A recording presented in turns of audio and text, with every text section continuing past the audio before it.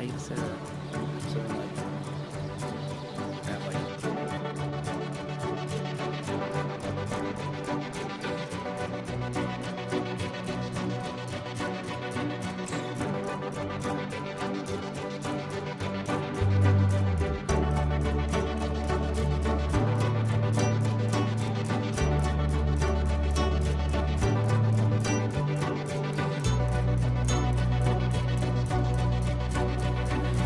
Good evening. I would like to call to order and welcome you to the Rutherford Board of Education regular meeting of October 23rd, 2017.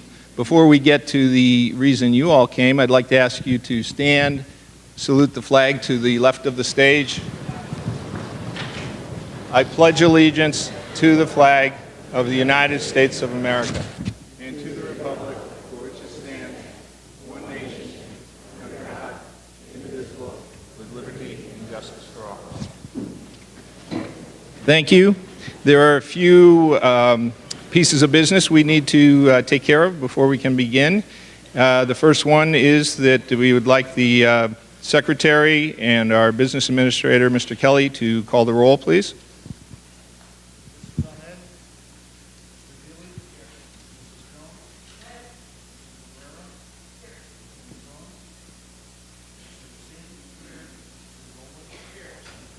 Here. Thank you. And Mr. Mazzone has just arrived.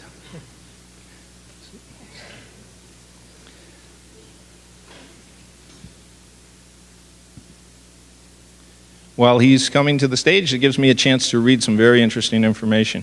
The New Jersey Open Public Meetings Act was enacted to ensure the right of the public to have advance notice of and attend the meetings of public bodies at which any business affecting their interests is discussed or acted upon. In accordance with the provisions of this act, the Rutherford Board of Education has caused notice of this meeting to be published by having the date, time, and place posted on the bulletin board outside of the Borough Clerk's office, mailed to the Herald, South Bergenite, and Record newspapers, and filed with the Borough Clerk. Hard copies of the agenda are available in the meeting room, and the agenda is posted electronically on the district's website at www.rutherfordschools.org. Regular meetings of the Rutherford Board of Education will be broadcast without editing during a 2-hour segment as limited by Comcast time constraints on Tuesday evenings at 8 p.m. on the Comcast Public Access Channel and on FiOS Channel 38. A video of the meeting can also be viewed on our website at www.rutherfordschools.org. The video link can be found by opening the Board of Education link, clicking on Public Meetings, and then Videos. Any member of the public who wishes to view a DVD of the meeting can make a request in writing to the Board Secretary. I would ask the members, in your packets this evening, you have the minutes from the regular meeting of October 2nd, 2017, and the executive session of minutes of October 2nd, 2017. Does anyone have any comments or corrections to those minutes? Hearing none, we'll ask the Secretary to enter them into the record.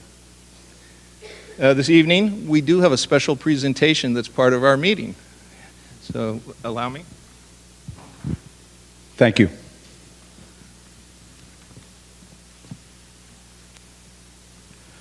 I'd like to welcome everyone to the 2017 Board of Education Awards ceremony.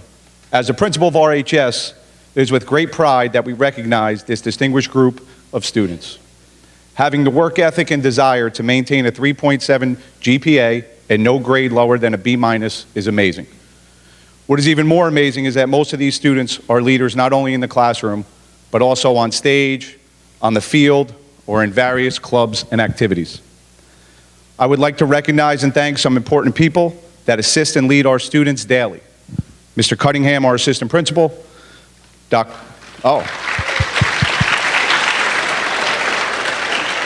Usually nobody claps for him. Dr. Hopkins, the director of guidance.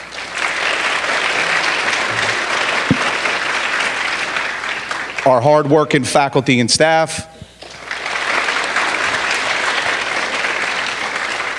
Our superintendent, Mr. Hurley.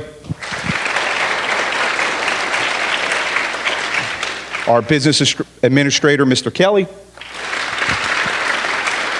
and our extremely supportive Board of Education members. Most important, I would like to thank and congratulate all the parents tonight.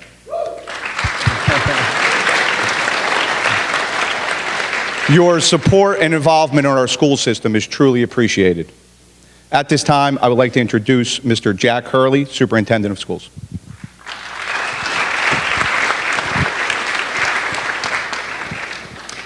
Thank you, Mr. Morano, and good evening. I think I'll stay here because for some reason I think the podium gets a little wider every year. It's harder for me to fit behind it with each passing year. Mr. Morano took the words that I would have said. I want to echo those thanks to the faculty, the staff, to the Board of Education, to the administration, the counselors, the supervisors for all the work they've done.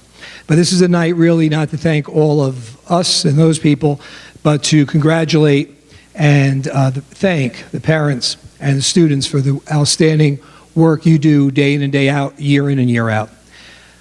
We are an academic institution, and these awards epitomize the level of rigor and the level of success we want all of our students to reach. And as Mr. Morano said, the great majority, if not all of you, are also involved in the arts and in the athletics and in community service. So you are not just one-dimensional individuals. You are the type of people that will build the leaders and the real success stories of the future. I tell people all the time, and I'll say it again tonight, that we are confronted daily in the media, whether it's the news, whether it's the news that seems to be on the web that some people think may not be news. We are confronted with bleak future. I will tell you that our future is great. Our future is strong because of the young people here and the young people that are in schools across the state and across the country who represent the greatest ideals we have of energy,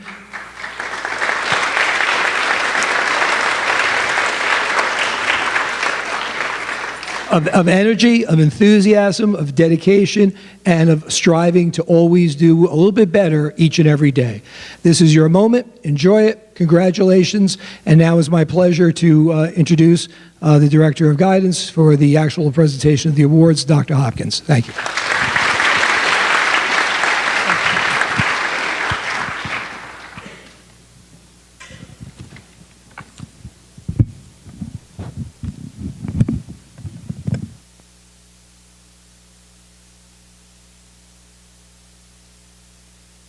Okay.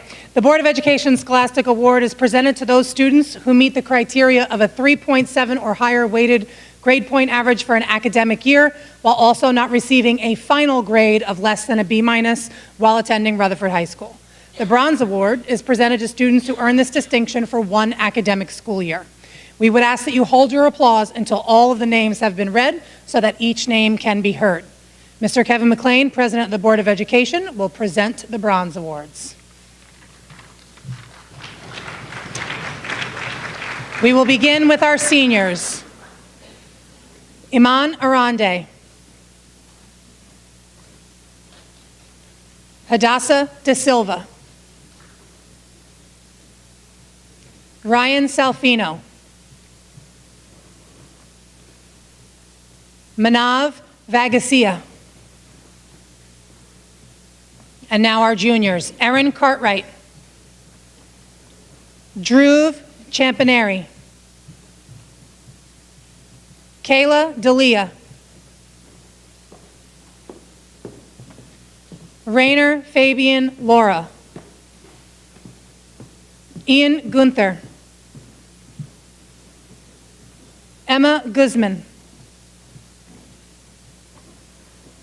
William Hanna, Nicholas Ippolito, Caroline Marin, Alexis Montoto, J.O., Morgan Okula, Matteo Paoli, Sophia Scheibe,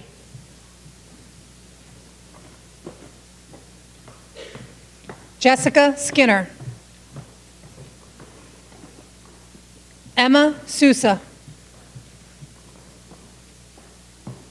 Jack Whaley and Vanessa Wilson. And now for our sophomores. Skylar Ahern. Grace Anderson. Isabel Andler. Samantha Armacost. Erin Augustifer. Bridget Boylan. Lauren Bronico. Joanna Calvo. Jonah Cantelmi. Jack Carr. Rian Chowdhury. Catherine Corcoran. Jack DeBarry. Kyle Donahue. Samuel Ferguson. Emily Feza. Marta Graudina. Madison Hebert. Ariel Ingram. Brian Nguanti. Hyungjo Jin.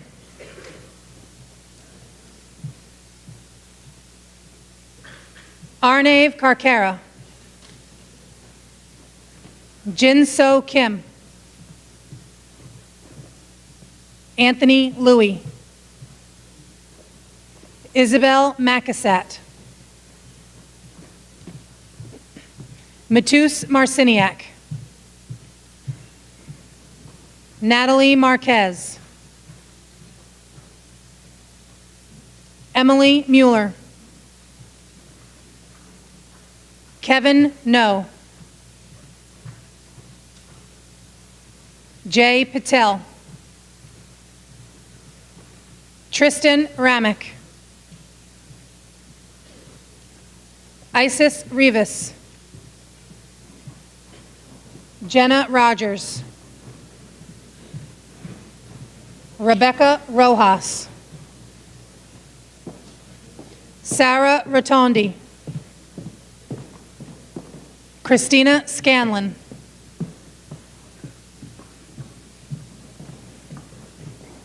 Rachel Shanahan. Stacy Shang. Matthew Silva. Nicholas Smith. Luke Serowick.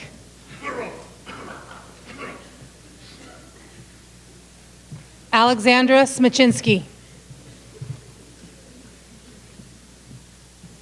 Alessandra Tartabuono.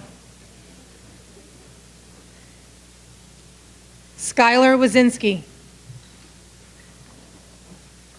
Maxwell Yu.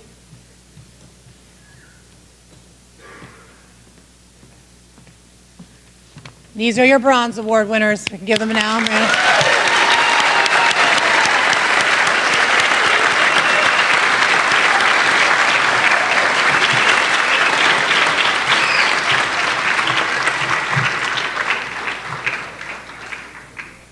Okay, now on for the Silver Award, which is presented to students who achieve a 3.7 or higher grade point average and no final grade less than a B minus for 2 academic years.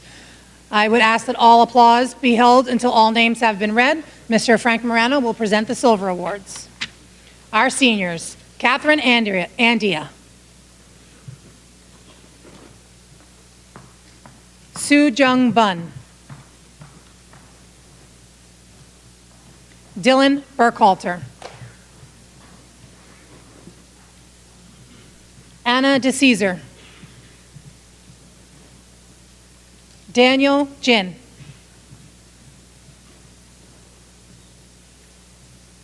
Deshant Jodani. Thomas Kim. Andrew Kinsler. Jihei Lee.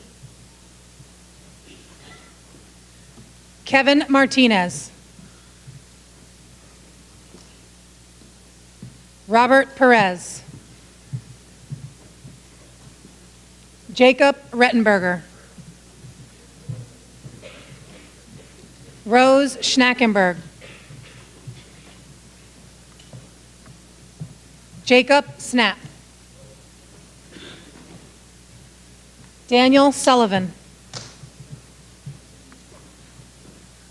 Jennifer Tran. Gabriela Vila.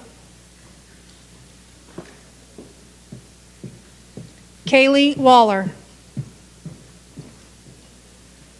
Shans Yüksel. Our juniors. Daniel Armanos. Madison Burke. Adriana Camerano. Bum Soo Cho. Megan Chow. Andrew Chun. Daniel Claro.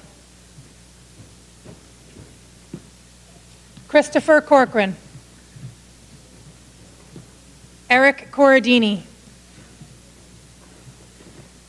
Angie Garcia. Jillian Griggs. Billy Hart. Regan Landrigan.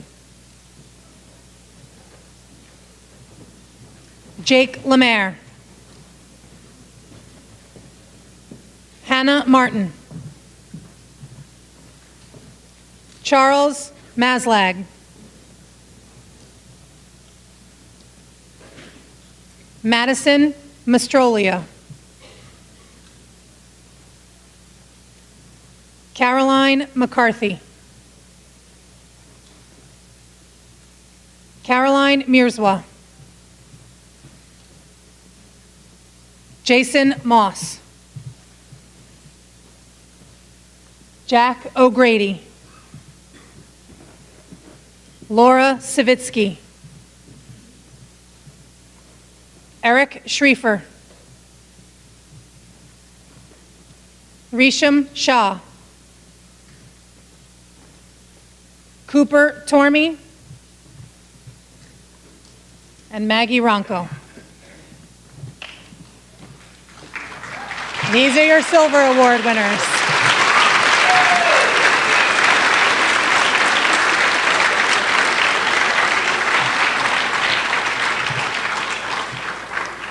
And finally, the Gold Award is presented to the students who have had the same criteria for 3 academic years. These students also have the ability to earn a 4-year academic award at graduation, where if they do receive the 4th year of a Board of Education award, they will receive a plaque at graduation. Mr. Jack Hurley, Superintendent of Schools, will present the Gold Awards. Anthony Avramedes.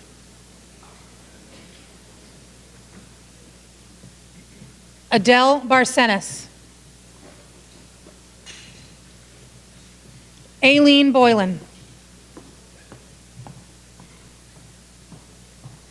Abigail Campbell. Angelo Capiciacci. Catherine Carton. Sarah Chung. Jillian Davis. Megan Donahue. Billy Finn. Ju Hyung Ho. Anna Klodochna. Sophia Lowe. Thomas Nowaslawski. Sejong Park. Sophia Pissarro. Madeline Reynoso. Isabel Volpe. And Kalila Whitford. And these are your Gold Award winners.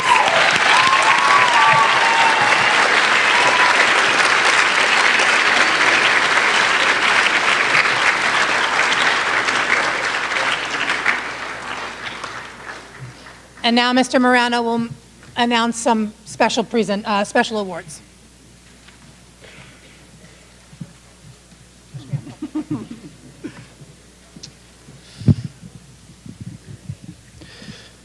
The first award is the Xerox Award for Innovation and Technology. The recipient of this award goes to a student who displays a strong interest in innovation and technology and has a high level of achievement in this area. We honor Sejong Park as this year's recipient.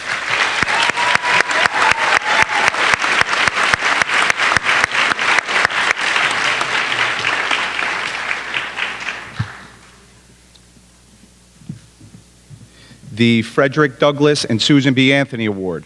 This award is given to a student who has an interest in humanities and social services.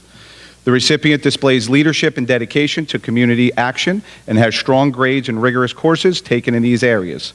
The winner of this award goes to Angelo Capiciacci.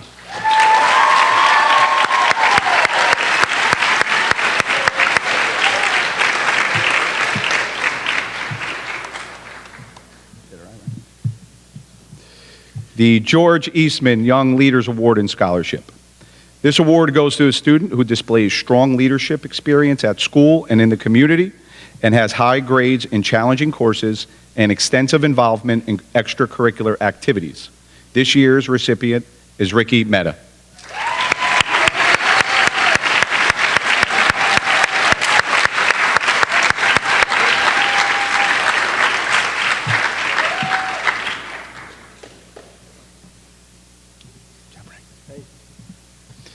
The Bausch and Lomb Science Award. The winner of this award is a student who demonstrates high achievement and rigor in science classes and earned high PSAT, SAT math scores. This year's recipient is Ju Young Hyo.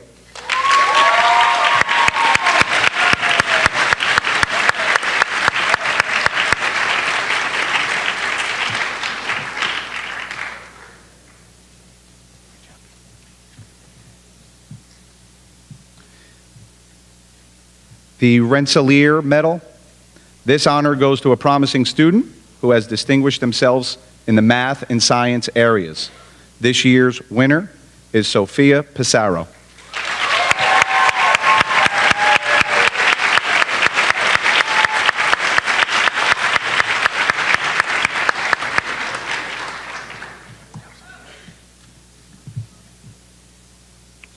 Once again, parents, congratulations. It's truly an honor. Students, keep up the hard work. We are very proud of you.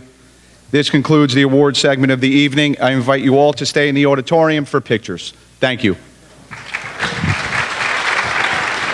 Thank you. So, just one moment, please. We have to, if the members of the board do not object, we will go into recess and reconvene in the cafeteria in about 10 minutes. No objections? We're in recess.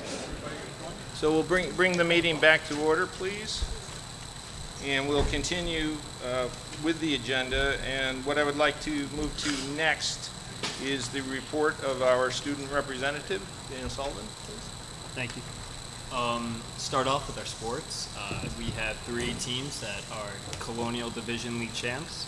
That's football, boys cross country, and girls volleyball. The football team had their league win on Saturday at homecoming. With that being said, we had our homecoming parade and homecoming dance, which were big hits, and the game itself. I wasn't able to make it to the parade, but from what I heard, it was The great parade was attendance. great, Yes, exactly. even with the detour with the fire. Yes, I was about to say. And I was talking to Miss Leonard, and she said in all her years, the fire trucks usually follow the parade down to the field, and they did that, but different reason this time. So, yeah, when I got to the game, actually, it was, in all my 4 years going, it was the most people I've ever seen there. And with the dance, like, the amount of freshmen that came, it was was fantastic. Like freshmen don't usually come to these events. You know. So yeah, that was a wrap on the homecoming. And just to reiterate on the Chromebooks, I think that was honestly one of the best decisions the school system has ever made. We use them every single day. I use them every single night. It was a fantastic decision. I just like to say that. That's about it for the month. And yeah, so teams are now moving on to the state level of their championship season. So we wish them luck. So all doing well. And Mr. Sullivan was the individual league champion he won the league championship individually. Congratulations. Right.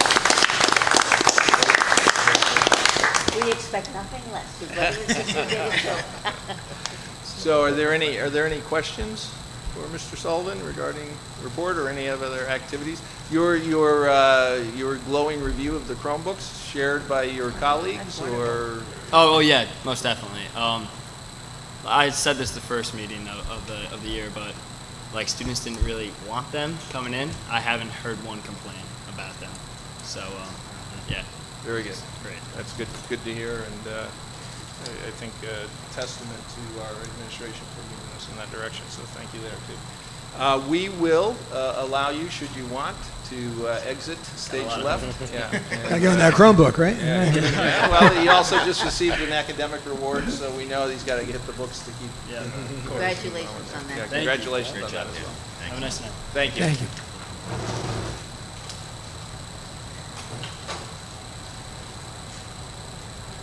Yes, okay. So we're going to, let me make sure I've got that right. Is it out of the packet or is it still in the packet? Still in the packet, okay. So we're going to move into a special part of the meeting where we're going to interview candidates who have stepped forward for consideration of our open board seat.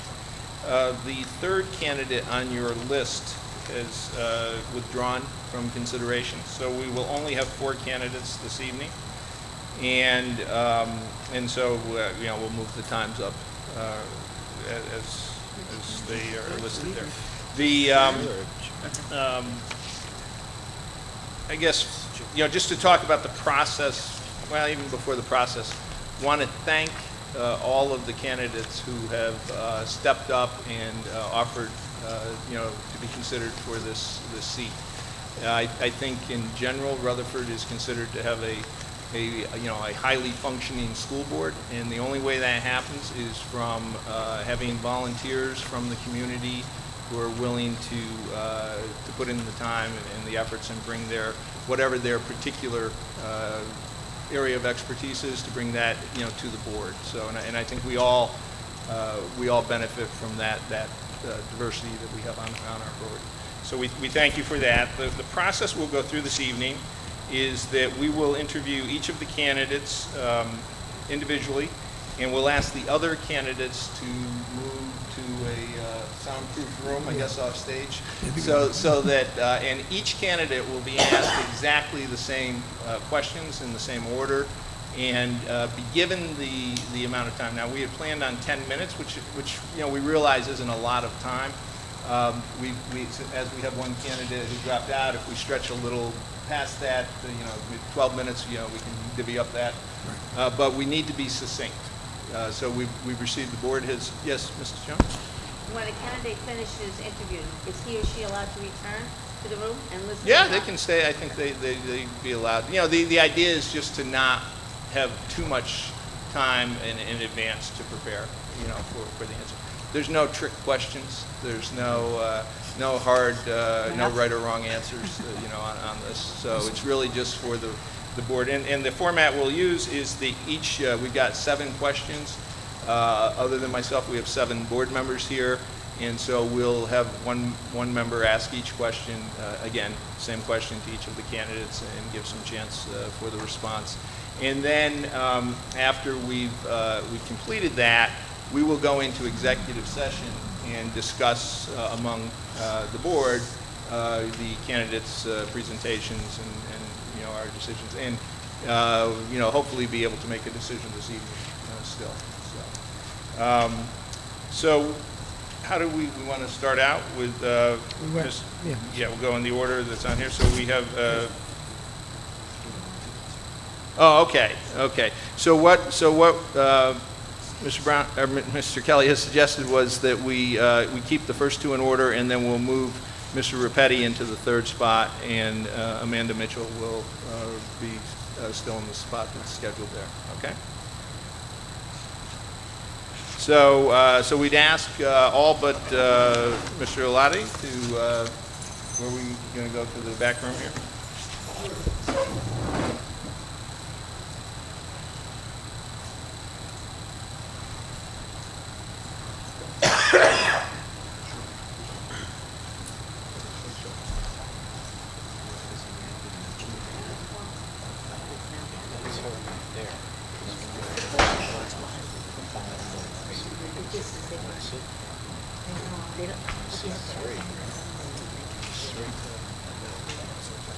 Okay.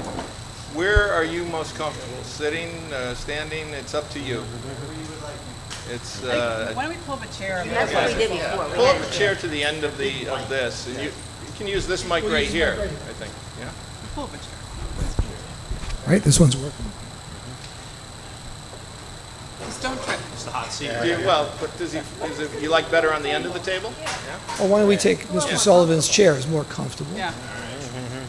take his name away. But don't get too comfortable because you only have 12 minutes. Yeah. Well, really 10, but let's go. Okay? And take Mr. Sullivan's It's name like away. King for the Day, right? Yeah, thank you.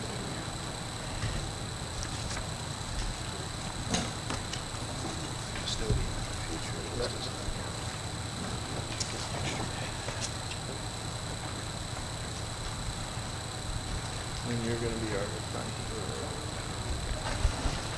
Okay, so again, thank you for volunteering to be considered for this. We have, all of the members have received your letter and your resume and have had a chance to review that. So I don't know, are there any questions you have before we start the discussion process?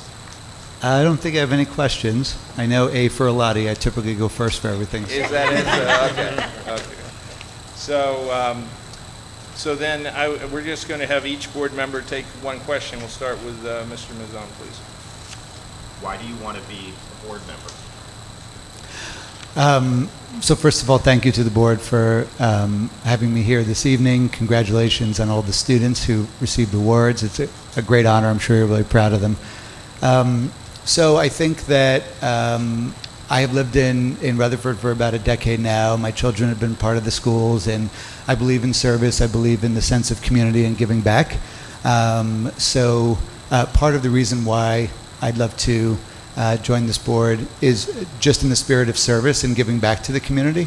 The second thing is I think I have a unique skill set in a variety of areas related to school life.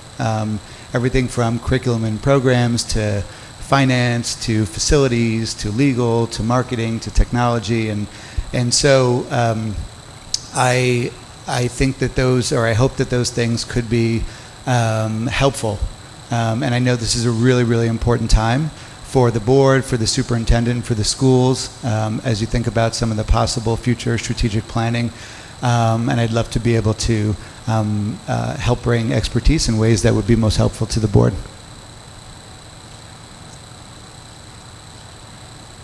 If you take questions. Yes. What specific skills would you bring to the board? So specifically, I've dedicated my life to education. So professionally, I have a bachelor's degree in psychology, which comes in real handy, I found over the years. I have a master's degree and also a doctorate in education from Columbia, so curriculum and programs is a specialty area. But in my position as a school administrator, I think my skill set is really broad. I think about all the board committees that you have, and I think I have a versatile skill set that could fit into any of the board committees you'd be interested in. Again, as I previously mentioned, my skills get through everything from curriculum programs to legal to finance to marketing. All the different areas that I read about and hear about as I follow along with things the Board of Ed are doing are things that I feel are part of my background and experience. Can you please share with us some specific examples of your abilities in interpersonal relationships and teamwork? Yeah, so I always say in my job, it's very cheesy, but teamwork makes the dream work. So collaboration is essentially who I am, what I'm about. To me, in my job as a leader in the institution I work in, collaboration, listening to others is really key. And being able to bring people together and always go back to central focus, the mission, strategy, long-term planning, those things are really important. I've been a coach of a few teams, and I think collaboration always comes in handy in terms of skill sets you teach. I've been involved in the Rutherford Education Foundation for about 7 years now. I was the president for 3 years. We've grown and built a lot in terms of what we've been able to do from a fundraising standpoint. And I think a lot of that is leveraging the skill sets of others and really just trying to collaborate and make people feel good about a common purpose, which is giving back and doing the best we can for the students of Rutherford. Mrs. Ahmed. What do you see as the role of school board members? So that's a great question. So I think that the role of the school board is to make sure that sustainably that the schools are thriving. I think that I went to the last superintendent roundtable, and one of the things that struck me was something that Sally Librera said toward the end, which is that your job as a board is not to convince people or to make an argument towards something, but to be listeners and to represent the people in the town as we move forward. And so it's really making sure that the interests of the public are listened to and that you support what's best for the schools. Obviously making sure the schools are compliant from a legal standpoint, making sure that you're being fiscally prudent and making sure you continue to move the schools forward in the best way possible. Please describe your previous community and nonprofit experience. Yes, community and nonprofit experience. So I'm currently the head of a school that's a nonprofit. That would be one area. As I mentioned, I've been on the Rutherford Education Foundation, which is a nonprofit as well. Those are things that have helped me to understand the importance of the work that you do in terms of nonprofits. I'm also currently a member of the Board of Trustees for another independent school, which is a nonprofit. So as a board member, I wear a different hat, which is understanding and evaluating and listening and making sure that that school is also moving forward in the best way. All of my experience professionally has been in working in nonprofits. What areas would you like to strengthen in our district?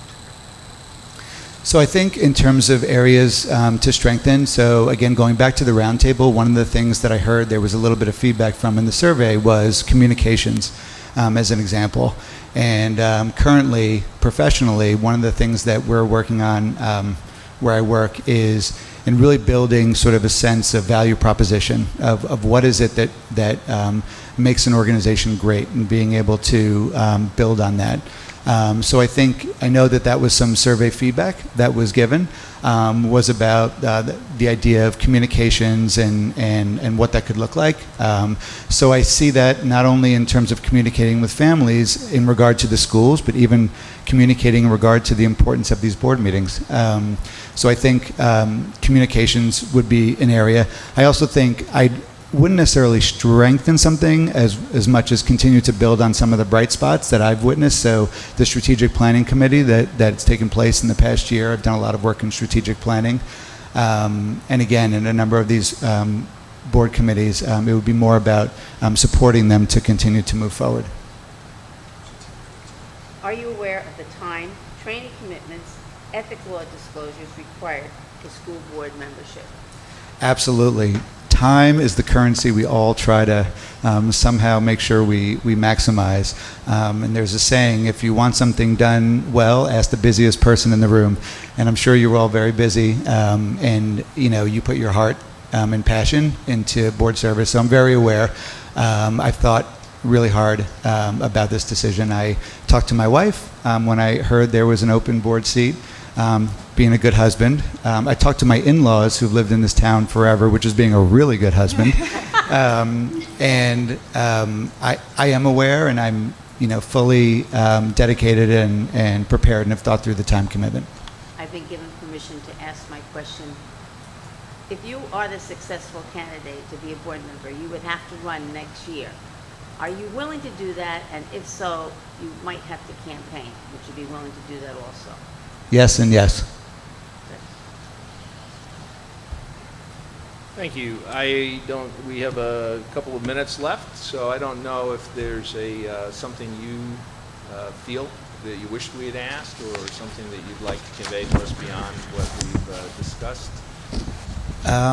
Well, I did write something, and I think I've That's answered perfect. some Yeah, of that's the questions, but with some of the things that were in here. But I'm going to maybe delete those things and just read some of what I wrote, if that's okay. Yeah, fine. So thank you again for giving me the opportunity to speak with you this evening.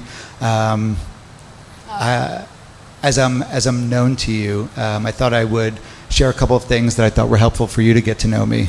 First, since I expressed interest in joining the Rutherford Board of Education about 2 years ago, and then in running last year, I want the board to know I continue to be completely engaged in the Rutherford Board of Education's happenings by watching the meetings on video through the Rutherford School's website. I'm grateful and humbled to have had the opportunity to showcase my interest in board service, and I hope that my standing before you this evening speaks to my ongoing engagement and belief in the importance of the work that this board is doing. When I was at the last roundtable, I really listened to what Mr. Hurley was saying and the feedback, and I realized that this is a really important moment in time for the schools, for the board, and I also realized that it's essential to have the right person on this board who I think is going to be able to hit the ground running and really have the right disposition, a sense of diplomacy, discretion, of being a listener, a thoughtful planner, and providing insight when it's needed and helpful. So I'll just stop there and say thank you for your time and consideration. Yeah, perfect timing. So again, we talked about the general process that will follow tonight. You're welcome to stay for the rest of the interviews. We're going to ask the candidates the same questions, and then go into executive session to deliberate. But again, regardless of the outcome, just stepping forward and volunteering, and as you said, we know that you've been interested before, and this is it's commendable for any community member to have that level of willingness and volunteerism, to help the board. So we thank you for your time this evening. And Thank you. I appreciate it.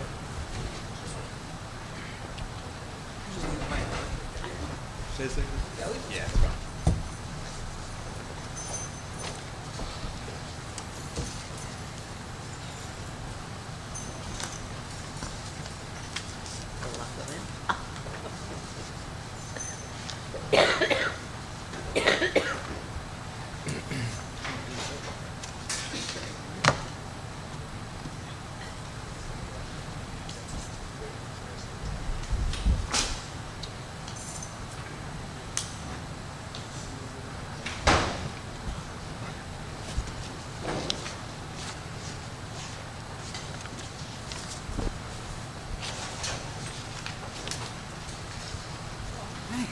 Hello, welcome. Thank you. Thank you. So at the end of this, if there's time, I'll be asking you if there's anything you would like to say to the board. But what I'd like to do is just jump into, as we said, we have 7 questions. So each of the other board members will present a question to you, and no right, no wrong answers. We're just interested in your response. Great, thank you. Why do you want to be a board member?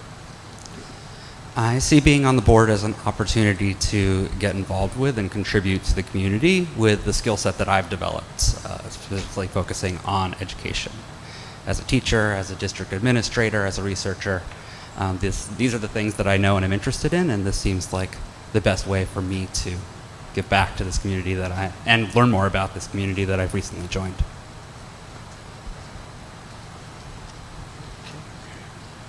What specific skills would you bring to the board? So my main skill set is research as a doctoral student, but I also do that in the context of, I work for the New York City Department of Education, so I'm analyzing test scores, but I'm also doing things like researching state policies and other things. I have been on a board before when I was on the board of my condo association, so I'm familiar with things like budgeting and making sure that projects proceed on a reasonable schedule, on a reasonable budget. And I know it's not really a skill, but I feel like I bring a lens as having been a teacher and having worked on the district side that I think might be useful. Thank you. Can you give us some specific examples of your ability in interpersonal relationships and teamwork?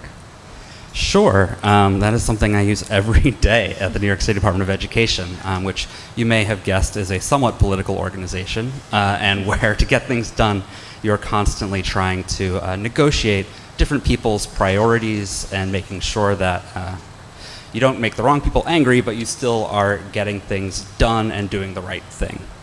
So it's always a balancing act, particularly in my role as an evaluator. I'm an internal evaluator. I often have news that people don't want to hear.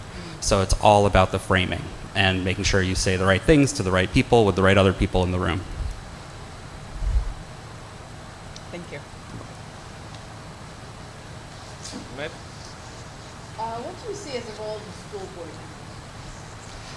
The school board oversees the schools and makes sure that they are providing students with the opportunity to get a quality education. They also supervise the superintendent and make sure that he's doing his job, which it seems like he has been, so that doesn't seem like the hardest part. But also taking initiative to think about things that could be improved in the community, and also making sure that you're soliciting voice from the community and making sure that their needs are being met. Could you describe your previous community or nonprofit experience? Sure. Trying to think. I don't know if education research counts as nonprofit experience. It's certainly close. Or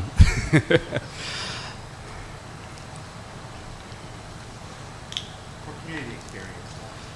Sure. So when I was in residence at Harvard doing my doctorate, one of the things I did was to found the Dean's Advisory Board of Students. And that we had a new dean who was joining, who we wanted to make sure was paying attention to the needs of students. So me and another student formed this board, and we reached out to the other students in our program to see what their needs were and bring them to the dean. And that was actually really successful, and we ended up getting a lot of financial aid for us doc students. I know, like, you wouldn't think that students saying, hey, we need financial aid would actually work, but it did.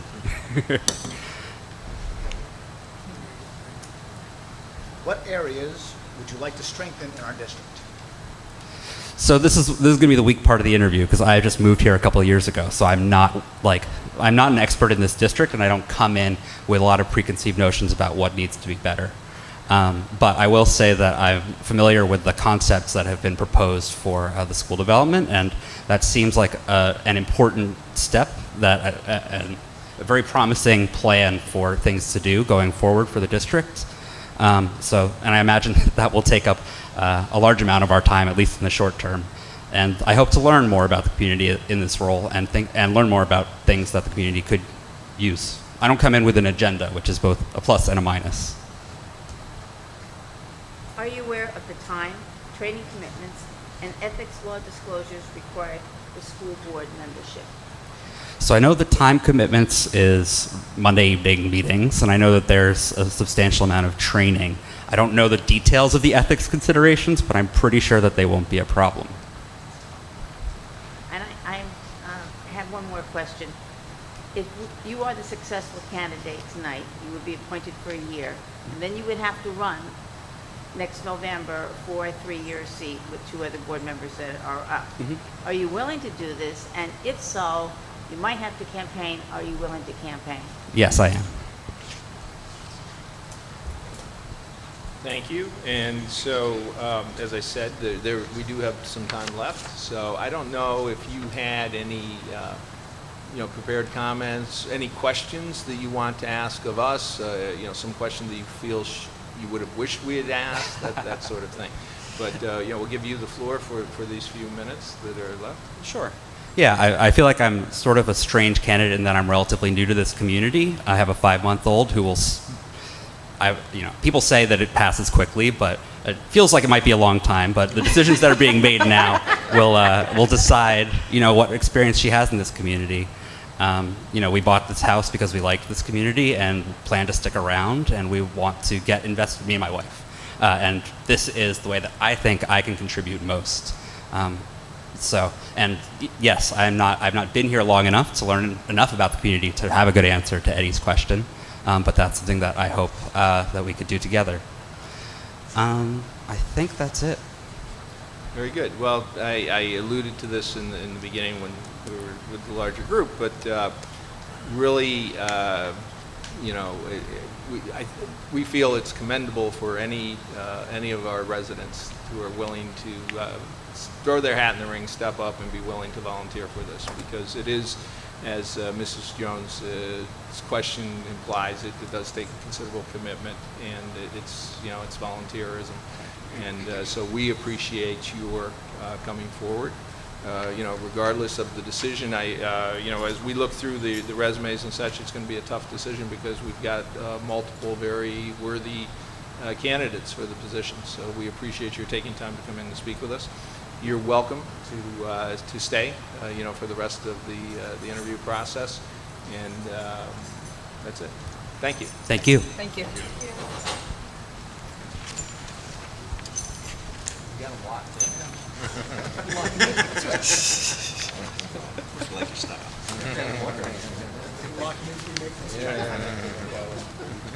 Jail. So, I'm trying to. What are you doing? Yeah, I'm doing that. You're not doing a number of them. Yeah, come in. Right? Yeah. I just good at the math.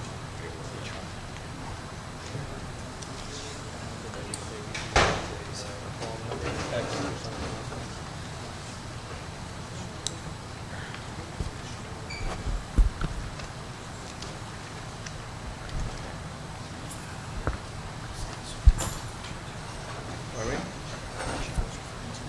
Yeah. Yeah.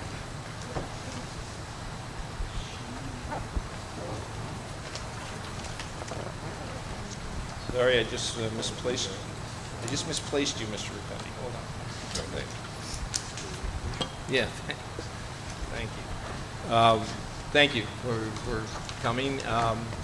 At the end of it, if there's some time, then we will ask you if there's any prepared statements or comments that you'd like to make, filling in any blanks. But as described, we have 7 members. Each one will ask a question. As I said before, no right or wrong answers. We're just interested in understanding a little bit about your background. Okay. So please, Mr. President, why do you want to be a board member? Well, you know what?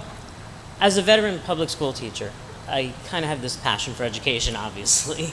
And I want to ensure that our students, our parents, our teachers, our administrators, and the entire community of the borough of Rutherford is represented right here on our dais.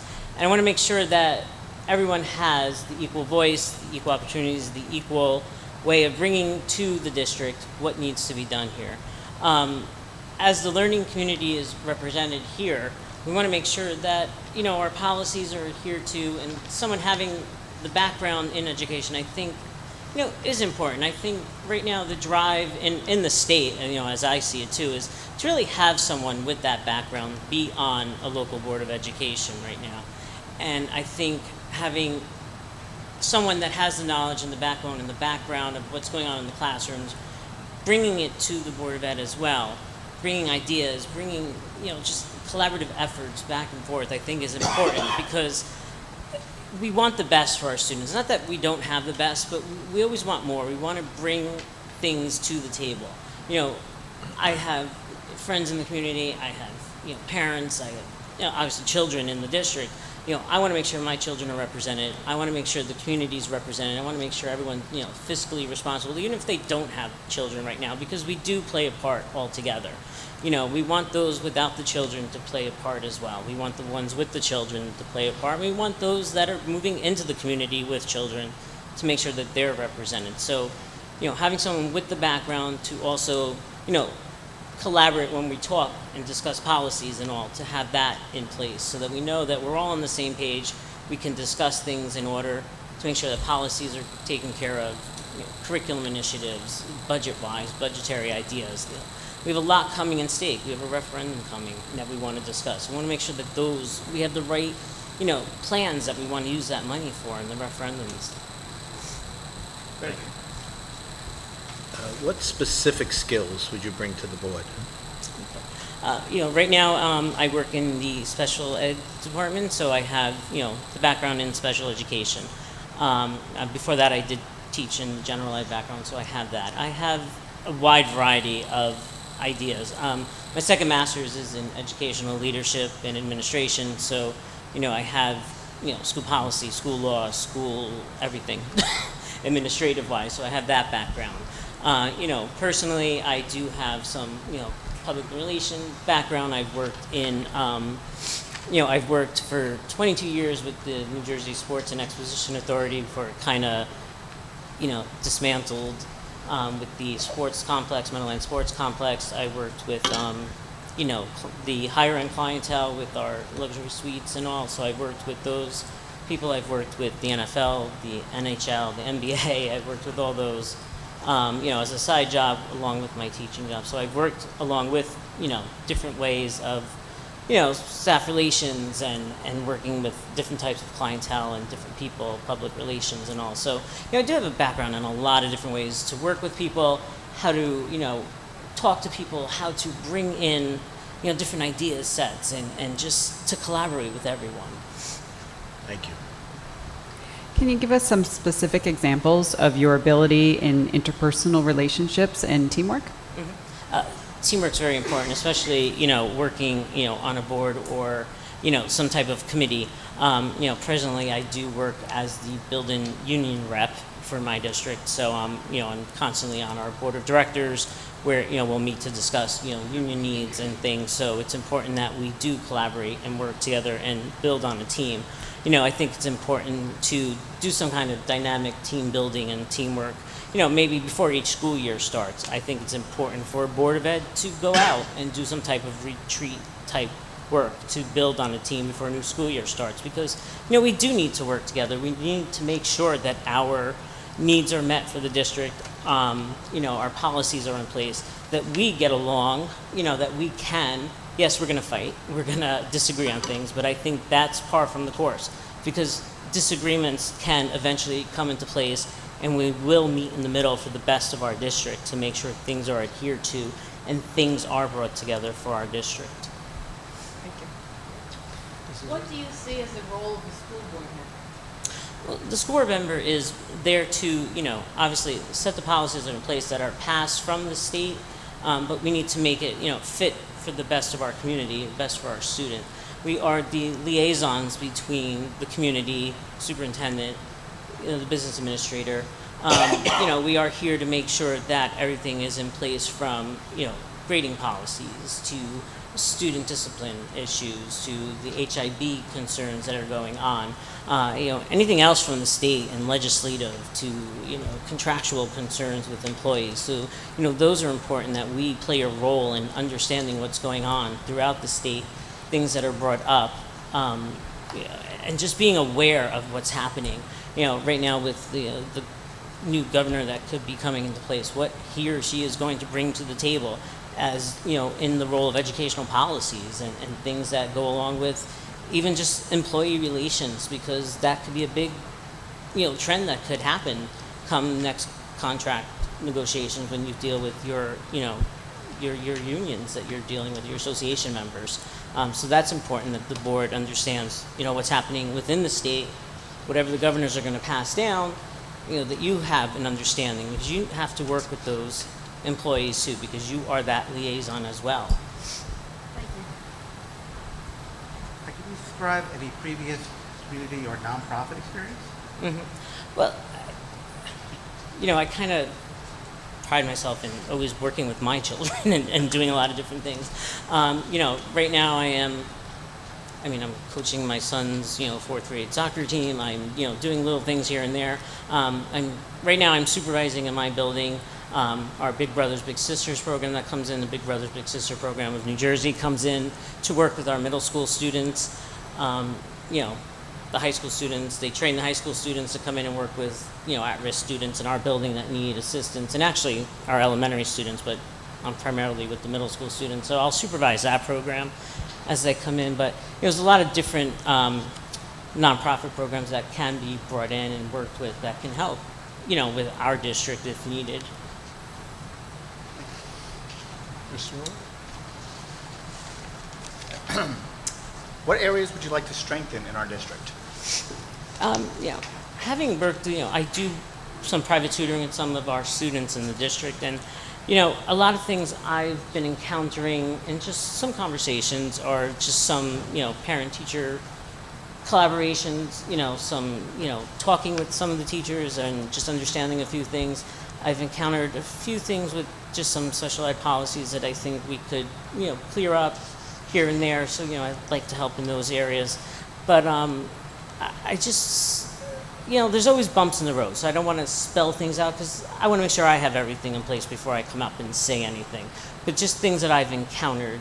Right now, everybody is in, ooh, wow, we got the computers, we have this. So everyone's just learning new things right now.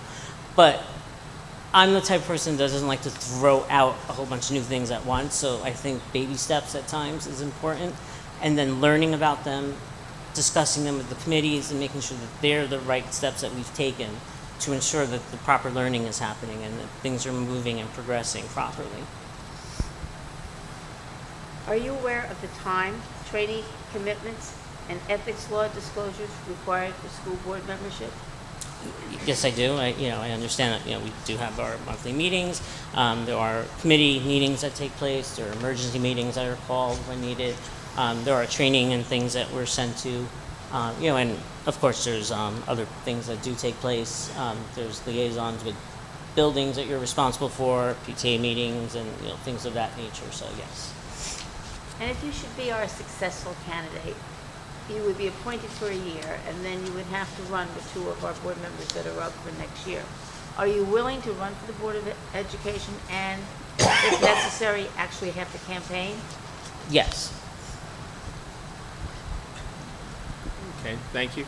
So, as I said when we first sat down, perhaps there's some question you thought we would ask or wish that we would ask, or maybe you have a few statements you'd like to make to the board, something else you'd like us to know that didn't come out in our discussion so far.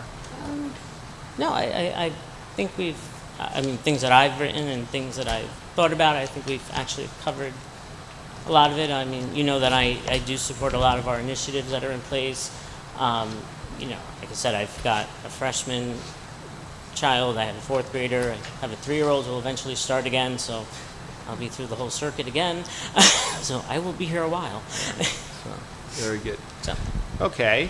Well, thank you. And actually, our fourth candidate appears to not be able to make it. So I think we'll proceed ahead with the 3 candidates. Right? Yes, sir. So what we're going to do is I need a... Yeah, so, yeah. Okay. Yes, thank you. Thank you. So the, we'll go into executive session. And now, so there were a couple of other items for executive session.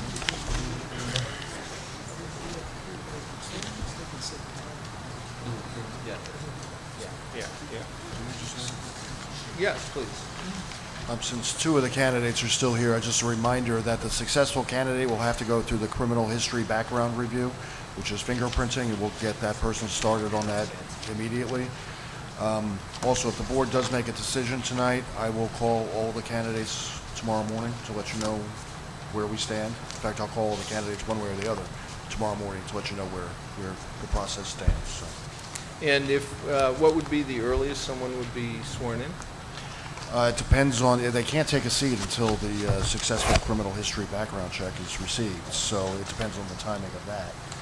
I think this time of year, it's probably November pretty- 12th is pretty- a possibility, November 13th is a possibility, if not, I think by December, but the new regulation is you have to have the criminal Right. background check completed before you get sworn in. However, the three candidates are all involved in public education.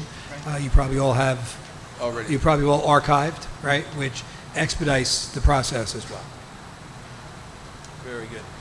And so before we entertain a motion to go into executive session, not sure whether you'll be here when we come back or not, we're going to discuss the interview, the candidates, and we also have a couple of student issues that we'll need to discuss. So we may be in executive session for 45 minutes. Yeah, 30 to 45 minutes, maybe, something like that. And then we'll come back and we will continue our meeting. So again, welcome to stay, not obliged. As Mr. Kelly said, we'll be informing each of you tomorrow morning where we are in the process. And I need a motion, please, to go into executive session. So moved by Mrs. Jones, seconded by Mrs. Rivera. All in favor? Aye. Opposed? Action may be taken. Yes.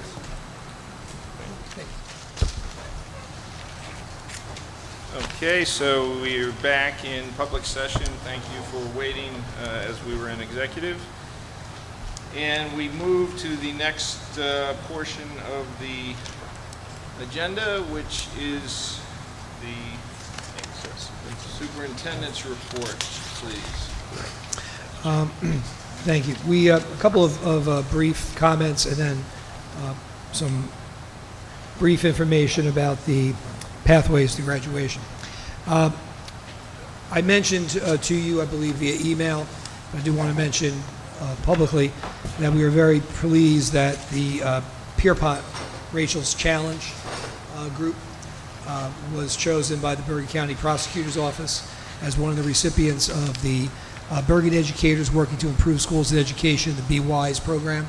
This is a new award that was developed this year, and the program at Pierpont under the tutelage of Mr. Grumpone and Ms. Huzzy was selected as a recipient. So we're very pleased, especially in the inaugural year of the award. We had a very nice ceremony. I know Mrs. Jones was there for Mr. Fletcher, for the distinguished graduate, and then Mr. Fletcher was also kind enough to come back on Saturday and be at the homecoming football game and do the coin toss and the like, and he really enjoyed his return. And it was great to see his mother, as many of you may remember her, as the nurse at Pierpont, who looked great and was good to see her and very active at 84 and was really a delight. So it was a good day for everyone. We're also pleased that, and let's temper that being pleased with everything, is a bit of a sales pitch as well. But we were very pleased that Google has selected Pierpont School. A lot of good things happening over at Pierpont School. On this Friday, they have representatives coming in for Google Expeditions, which is their virtual reality apparatus, right? And they're going to come in and they're going to work with all of our students in the STEM and computer programs for the day and with the teachers to demonstrate some of the things that can go on in science and in STEM through the Google Expedition program. When I say they selected us, this is a way to both see the opportunities that are there through G Suite and G Classroom, but also for our kids to have, if nothing else, a day of that experience, and then we see where it goes. There was an article, I think, in the Record today or over the weekend about Clifton being a school that was selected, and if you saw that article, it was going to be coming by us as well on Friday, so it was a nice thing. We're doing the ribbon cutting on Friday for the Bulldog Academy at 1:30 in the afternoon, and that is, again, going along well. November 6th, we had some committee meetings scheduled as a potential night. I think it might be good at this point if we had a building and grounds meeting at 7 and a finance committee at 7:45. We're the 6th, the November 6th. There's not a lot of pressing issues to discuss at that time, but we can start, it's at the very beginning of the budget process, but also in terms of facilities and things like that. We could take a look at some of the things that, as we build the budget, that we may or may not want to include in a capital project and some other projects that didn't make it to the discussion level of facilities, but nonetheless need to be addressed. So maybe a 45-minute meeting for both committees that night. We'll do the trip November 6th, okay? I will email you, members of the committee, agendas, or Mr. Kelly will from his side, and a reminder about the meeting, okay? That is the night before Election Day. It is the night of school convention for teachers, but hopefully members of the committee are around and we could have a meeting that night, okay? We invited Mr. Chu to the November 13th meeting to recognize his service to the board. I'm not sure we've heard back from him yet. To confirm that, I'll let you know about that once we hear. I also, want to mention, because it's not something that was done in secret, that the county interim executive, Ms. Nora Peck, is stepping back from her role as the county executive, returning back to her role as a curriculum specialist in the district. And special assistant state commissioner, one of the assistants, Mr. Bumpus, is going to oversee the county, with Ms. Peck really serving as a kind of a de facto leadership role until a permanent person is appointed. Nora was great. She was a great support to Bergen County and a great representative of Bergen County. I'm pleased that she is staying in the county to continue working. I'm disappointed that she's not going to be in the lead role.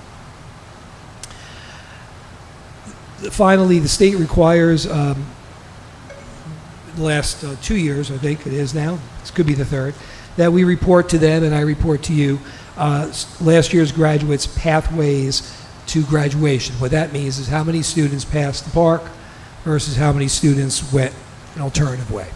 So in your packet were the figures. We had 55 students who graduated by passing both ELA and math sections of park as the graduation requirement. We had 35 who substituted a test, one or the other, okay? We had 4 that went through a portfolio appeals, which means they had to choose that avenue to meet the requirement, portfolio of work. We had 6 who graduated through alternate requirements as specified in their IEPs, which in some cases meant they took a different type of test, a dynamic learning map, or they may have not been exempt from a test. We had 71 who graduated through multiple pathways, meaning that it was a combination of different types of assessments. And we had, and that was it. So that's one component of the graduation requirement, where there are different pathways. And I think one of the reasons why the state requires is we had a discussion about the merits versus the challenges that Park presents. They want to have a handle on how many students are just passing the assessment and going that way. Okay? That's it. I have a question about that. Do we have a sense as to how that distribution compares to other districts in the state at this point? No, they don't give any data. We'd have to look at everybody's page. It's pretty much standard fare. I mean, I think we do a lot better than some places and other places. And one of the things that it'd be interesting to see if things don't change with the new governor and the new commissioner of education that you would anticipate if there is a new governor, right? Because they're relaxing, or they're removing some of the alternative ways to have an alternate assessment to graduation. Especially if you opt out, if you don't take the exam. You can't do a portfolio going forward unless you sit for the exam every year. Okay. You have to take the exam again, the park exam. If you didn't pass Algebra 1, but you passed the course, you still have to be remediated in Algebra 1, even though you passed the course, and you have to take the test again. Hopefully we get a better handle on this in the next administration, regardless of who's elected. But it'll be interesting to see how this develops. Thanks. I'm done. Okay, the next item on the agenda is the report of the president, which I'm going to forego simply to keep us moving on. And then following that, the meeting is open to the public. And as we've been doing during the last couple of meetings, we'll make that for any topic so that if someone has something they'd like to address to the board, they can do that. Yes, hello. Good evening. Good evening. As many of you know, my name's Ray Tomzak, and I wanted to mention three things tonight. We need the address for the 46 Walnut Street in Rutherford. Thank you. First thing I wanted to say is, well, I'm surprised more people aren't here, being that it's sort of open session, I guess, the next couple of months to talk about the capital facilities program, and I submitted comments. I submitted an email stating that myself and my family are in strong support of the facilities program. Many of our buildings, as you know, are 100 years old and need this modernization program, so I hope that the community will come together and support this capital facilities program. The second point I wanted to make is going back to the capital facilities program.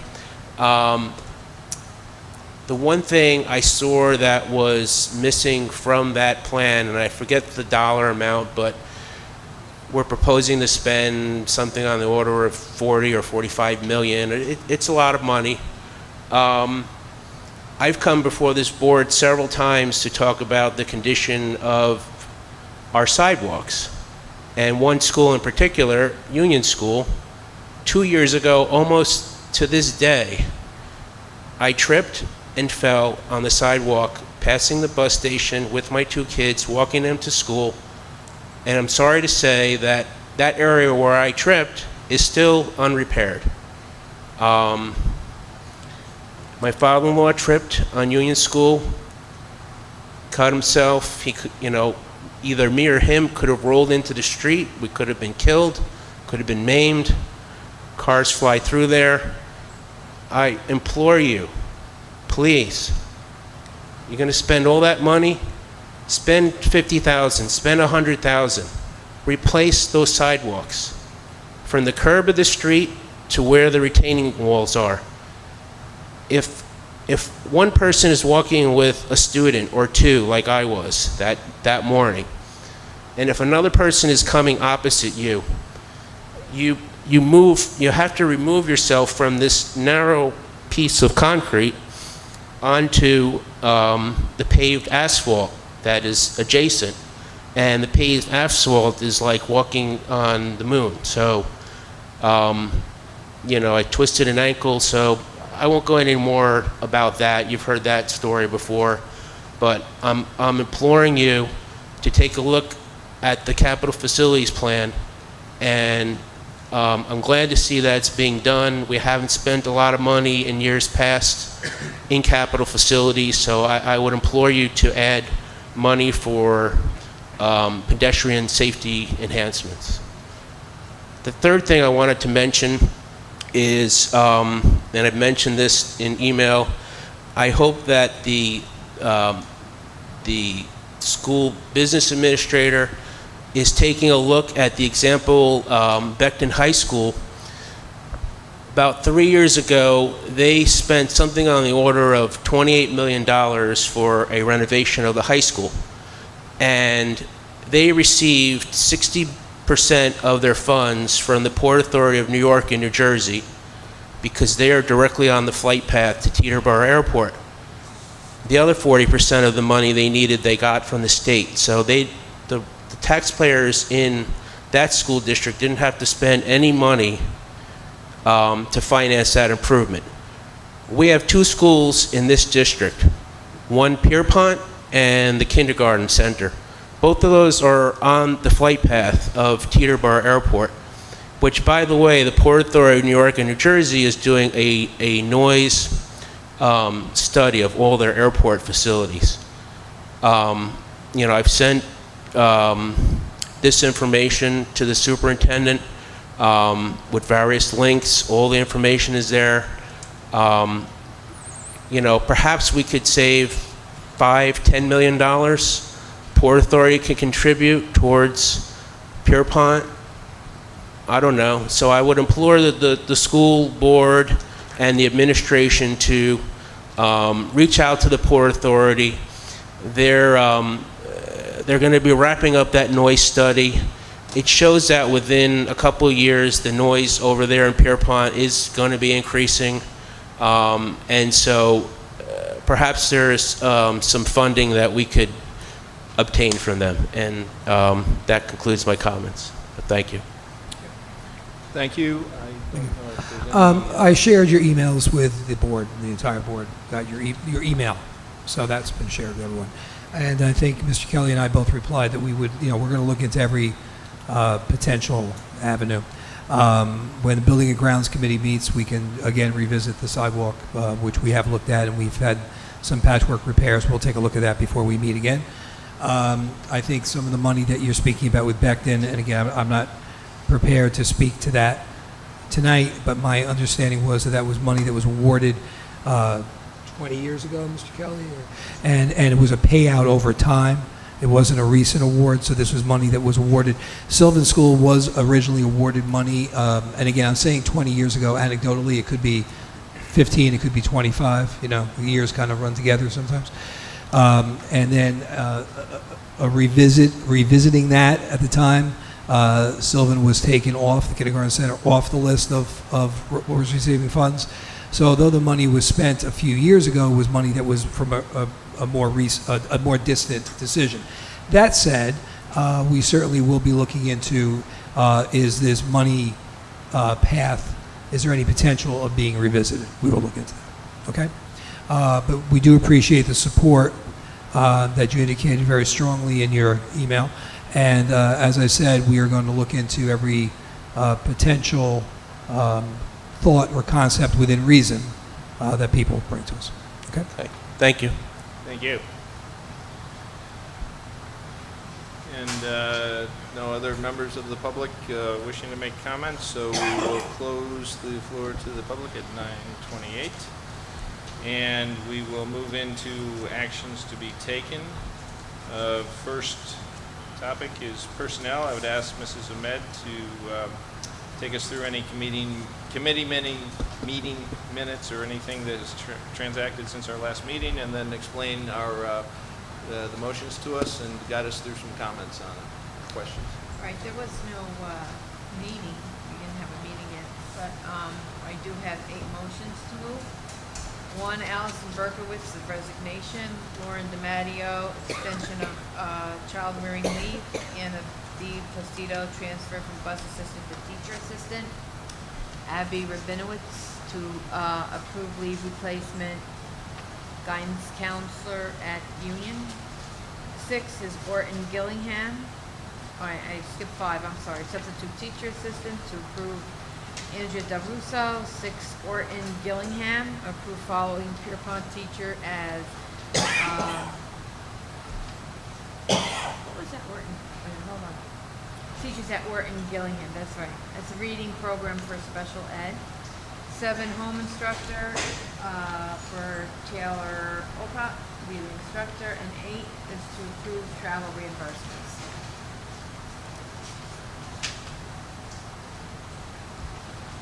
Does anybody have any questions or comments for Mrs. Ahmed on the slate of motions before us?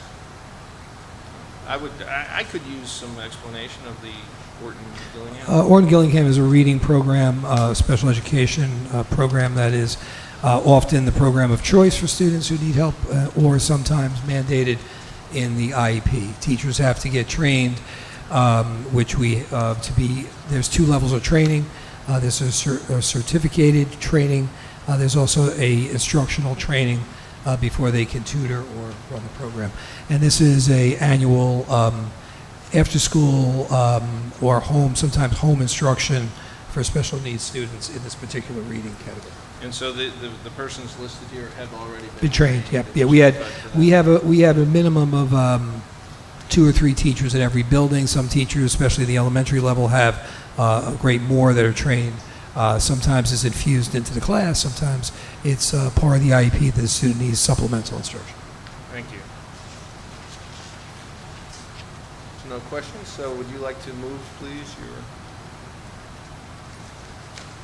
I'd like to move the following personnel motions from 1 to 8. and seconded by Mr. Healy? As the secretary, please pull the board. Oh, no last questions, right? I guess Robert's rules, we gotta, no last questions, okay, yeah, sorry. Mrs. Ahmed? Yes. Mr. Healy? Yes. Mrs. Jones? Yes. Mrs. Cabrera? Yes. Mr. Mazzone? Yes. Mr. Racine? Yes. Mr. Rowland? Yes. Mr. McLean? Yes. Motion's carried. Thank you. Move to curriculum and instruction, and ask Mrs. Jones to take us through that, please. Thank you. There are 7 resolutions under curriculum and instruction for board consideration this evening. First resolution to appoint field trips, to approve field trips for the school year. Second, the approval of 1 out-of-district placement. 3, home instruction for 3 students. And resolutions 4 through 7 require us to affirm the superintendent's decision of HIB decisions. Investigation. Thank you. Any comments or questions? Superintendent? Nope. If there's no questions, I move resolutions 1 through 7 under C and I. Second. Seconded by Mr. Wong. Last chance for questions or comments. Hearing none, ask the secretary to pull the board, please. Mrs. Ahmed? Yes. Mr. Healy? Yes. Mrs. Jones? Yes. Mrs. Cabrera? Yes. Mr. Mazzone? Yes. Mr. Racine? Yes. Mr. Rowland? Yes. Mr. McLean? Yes. Motion's carried. Thank you. Moving on to finance, I would ask Mrs. Cabrera to please take us through it. So we have 2 finance resolutions tonight. The first is the approval of bills for the period listed. And the second is to approve the pre-referendum services, which is the professional services contract with Perrette Somgen Architects as a supplement to the Architect of Record agreement for pre-referendum services for the planned 2018 referendum concept design at a cost not to exceed $68,000. Any comments, questions regarding this? Maybe a little explanation? Well, that's just to clarify, that's for services already provided to this point. And when we get to the building and grounds, we're going to talk about what going forward the next phase of conceptual design entails. So I guess you would formally move. Yes. So then I'll move items 1 and 2. Seconded by Mr. Mazzone. Last questions, comments? Having none, Secretary, please pull the board. Mrs. Ahmed? I'd like to, what do you call it? Abstain? Yeah, I'll abstain on checks 1437 and 1440. But yes on the other bills. Okay, thank you. Mr. Healy? Yes. Mrs. Jones? Yes. Mrs. Cabrera? Yes. Mr. Mazzone? Yes. Mr. Racine? Yes. Mr. Rowland? Yes. Mr. McLean? Yes. Motion's carried. Thank you. Thank you. There is nothing on the agenda for policy, so we'll move past that. Nothing else? No, we're going to have Strauss Esme in, well, we're picking a date with them now to train the administrators for the electronic access and the editor, the person who would actually be making the revisions to policy when they're made electronically. So once that is done, which should be sometime in the month of November, early December, we will have a couple of revisions at that point to move. As I said, some of the mandated ones we'll just bring forward. Some of the ones that require some discussion, we'll have committee meeting. Very good. Thank you. And we do need to, at this point, I don't know if you want to consider wait for January for the reorg in terms of Mr. Chu's role on that. We could do, we'll talk about it. Yeah. Yeah, we could wait for January. The The next topic is building and grounds, so we'd ask Mr. Mazzone to walk us through that, please. Sure. So Buildings and Grounds has had no meeting. Obviously, we'll be having a committee on the 6th of November. I have one motion to put forward to the board. This motion is to authorize the district's architect of record, Curry Sarman Architects, to develop conceptual designs for the following schools: Rutherford High School, Union Middle School, Lincoln Elementary, Pierpont Elementary, Washington, and the Kindergarten Center.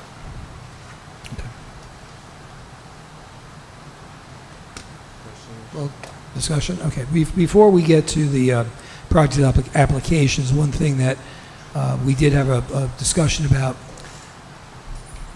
at the end of the last meeting among the board members. We've addressed most of those issues in terms of smaller projects. But here at the field of the high school,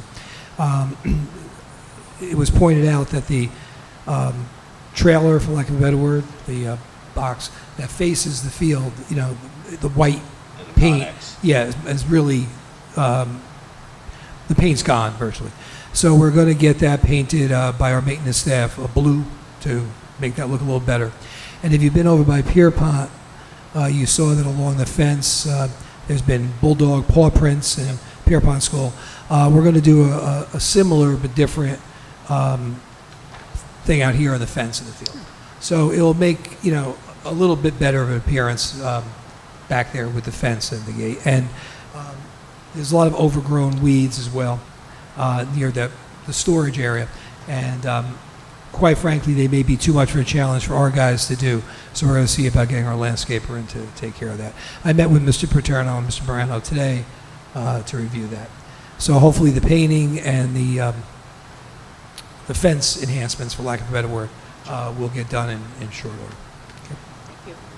Now on to the project applications. This is a stage where, you know, we're going to give the architect and the firm the ability to develop more schematic designs, but it's also at the stage where a great number of mandated, state-mandated things have to happen, like environmental tests and hazardous material tests and archaeological tests and soil tests and bearings and things like that. There are funds. Well, I had a meeting on Friday afternoon with Mr. Chapin, a preliminary meeting, and then for a meeting we were going to have today with Mr. Carton and Mr. Chapin, and we met today, and I had given Kevin this morning a little bit of a lead-in based on the preliminary information I had gotten from Kellen, Mr. Chapin, last week. So Mr. Kelly has for you the breakdown of these prices. Now, there's different kinds of expenses associated with a referendum, and we have been talking with other districts, and we've been talking with colleagues who have gone through referendum, and as well as the firm. And there is the at-risk fund spending, and we are at the at-risk fund spending right now. That means that there's certain monies that get put up front to conduct studies that you have to conduct in order to file the paperwork with the State Department of Education. The State Department of Education also charges you fees to get these plans reviewed. The reason why it's called at risk is because if the vote goes down, then that money is not part of the referendum. My view is that we don't want to, you know, if we go forward with a referendum, our goal is not to have it go down. But if it does, I think what we've heard from a lot of people is, well, can we retool it? You know, can we come back? Can we come back quickly to get some of these needed things done? The good news is that the spending that has to get done to get the plans done would then have a shelf life that would go into, you wouldn't have to spend that money again. Okay? The costs that come into planning, state funding, state approvals, further surveys and studies of land and the like, there are some that are still going to happen after the vote, but that would be part of the soft cost of the referendum. Okay?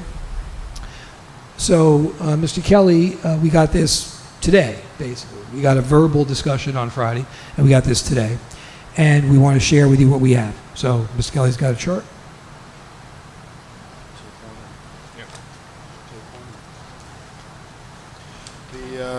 The motion that was approved in finance a minute ago for the $68,000, that basically gets us to the point we are right now, with the board approving moving forward on these projects.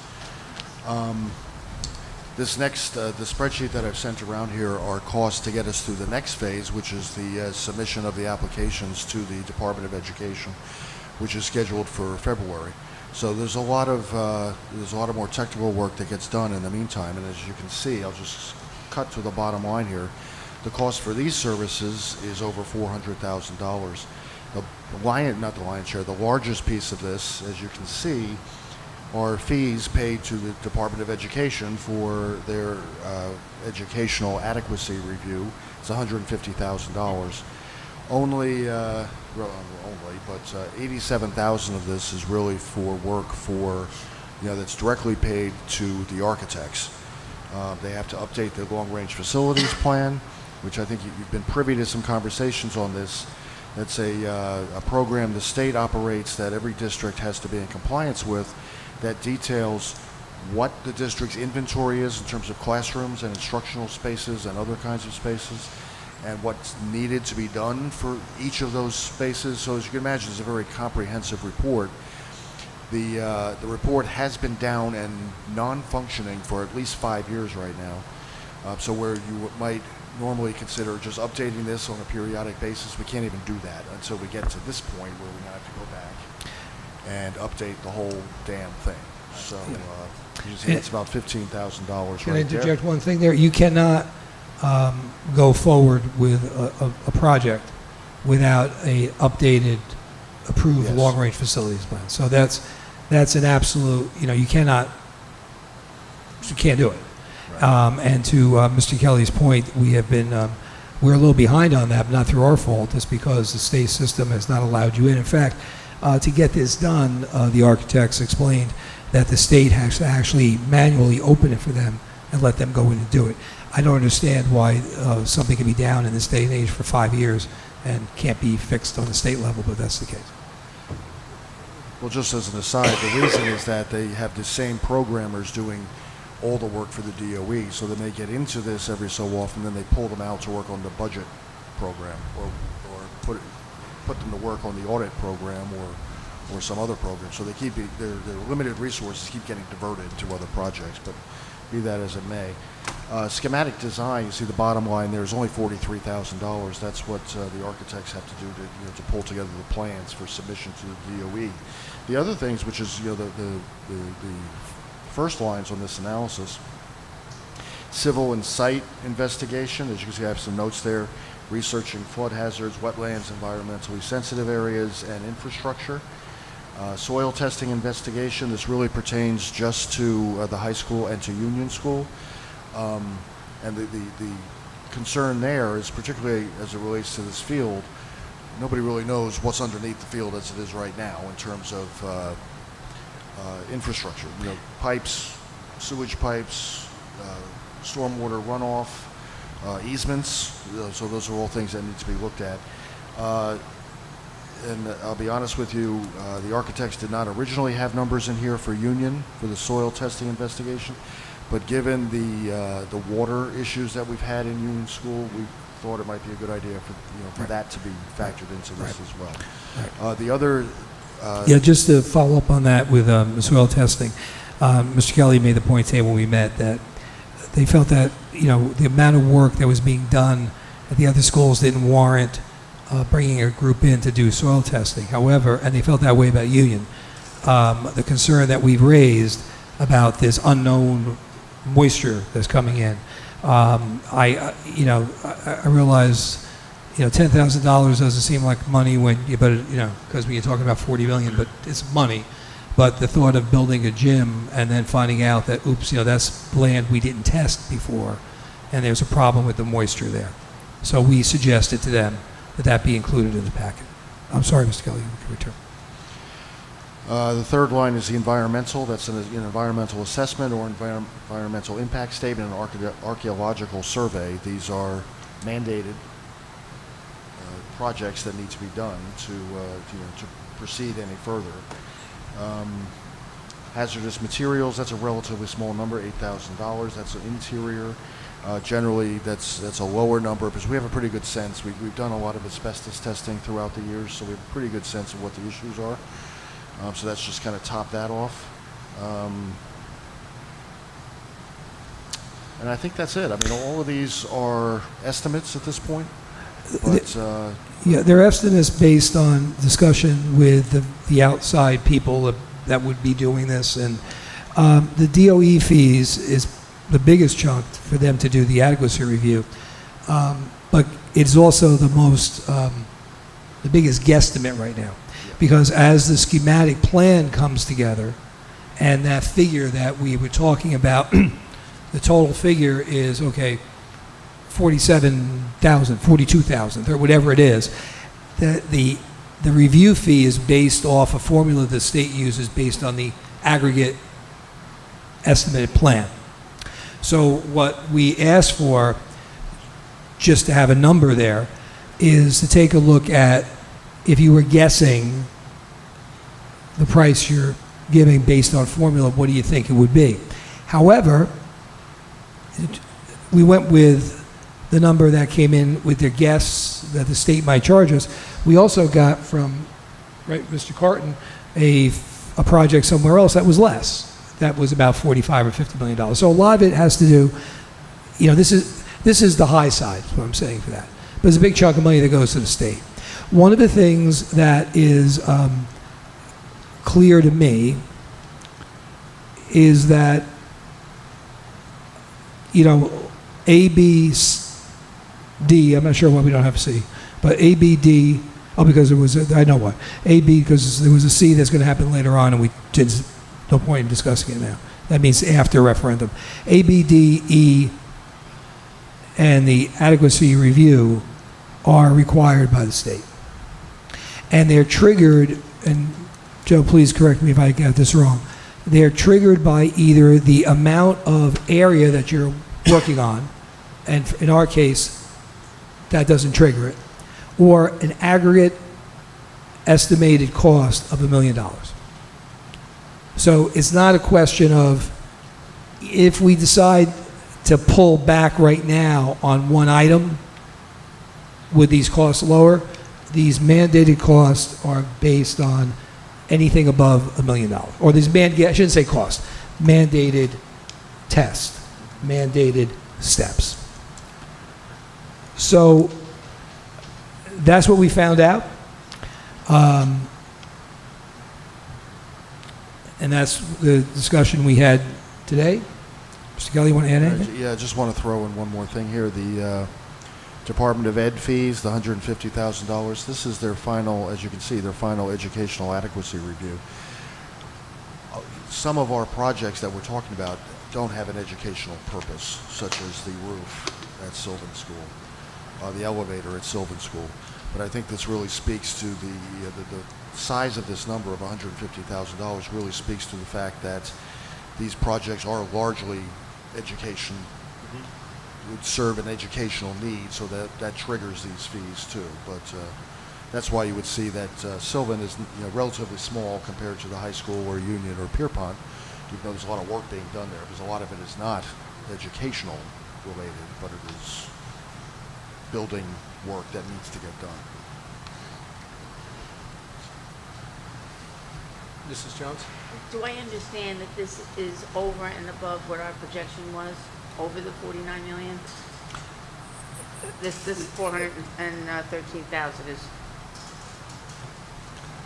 this is additional cost? With the initial estimates they gave us. The initial estimates. Include this sort of thing? I believe this includes that. I think he included all of his costs, but what wasn't as clear, that became clear the last 72 hours, is that some of it is pre-vote, the at-risk money. In order to get to the point where you can actually go to the State Department of Education and say, we want to go forward with a plan, you have to have these things done.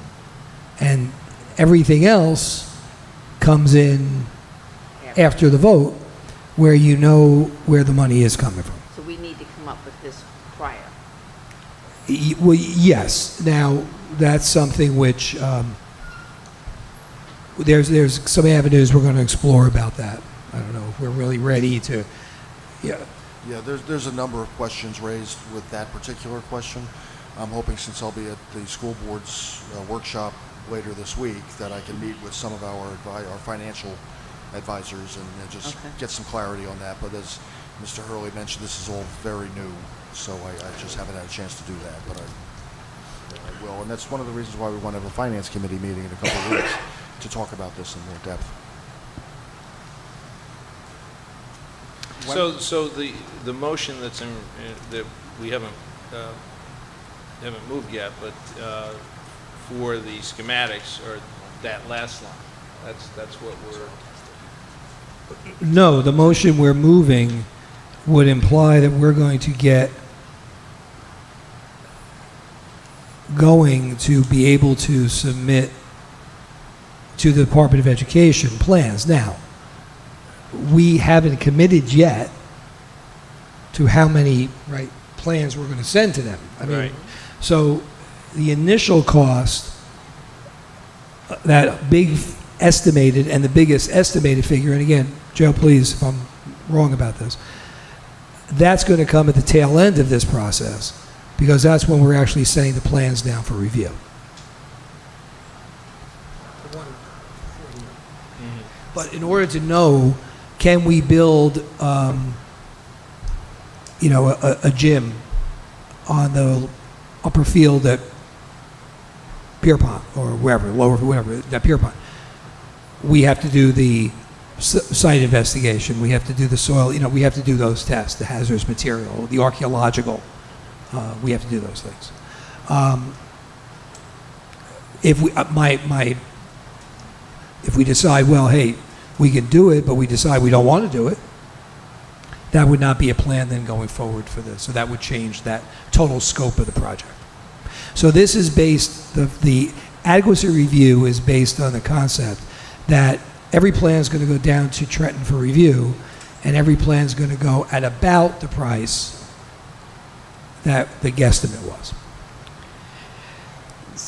So when we initially talked about the process, we talked about a few sort of points in time that would be kind of critical points in this process, right? And we talked about tonight's meeting being to authorize the further study. Right.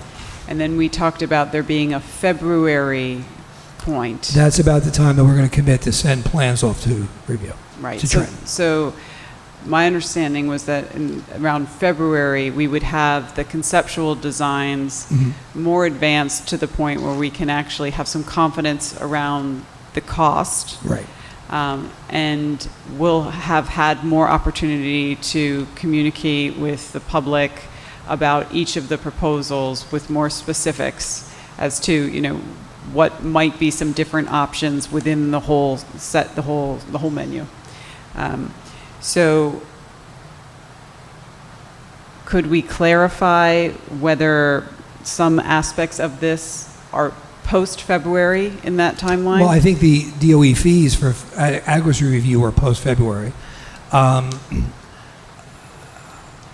I'm not sure how much of the other would be.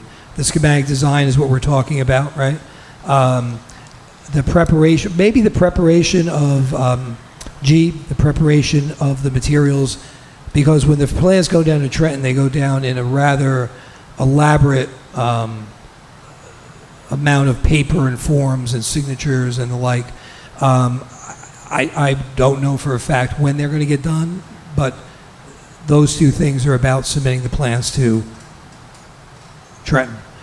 Everything else is about what what obstacles. For example, if we're going to put a field out here in the back, are we uncovering some hazardous material there? Is the ground, if what's beneath the ground, not going to support the drainage that's required? Things of that nature. If we're going to put a gym up, are we going to be able to? Is it going to withstand you know, the building on that, what's the subsurface and things like that. So in order to do the plans, the state's saying, we want evidence that you've done hazardous material, environmental, archaeological, and all that stuff. So those things, I think, are part of the next phase. Because there is no plan without those being done. And these are all done the last referendum. The problem is the 15-year time period doesn't allow us to use what we've done at that time. Or actually, by now, it's more than 15 years. But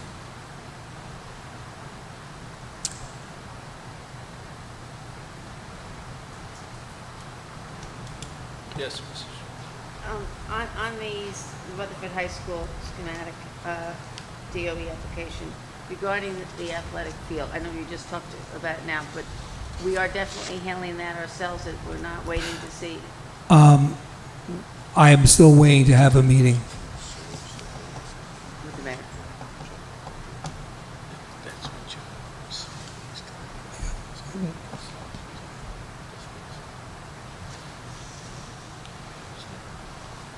so our motion under building and grounds will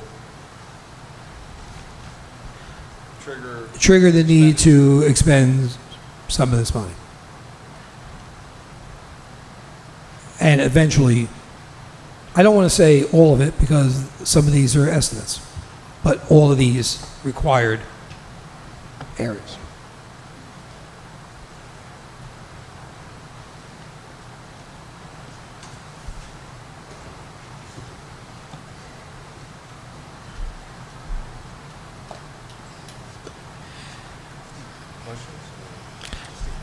Just a comment, just again to clarify, these are preliminary tasks that have to be done. They have to be done. To get off square one. They're not necessarily preliminary because unless something is discovered that requires additional study, right, these won't be replicated.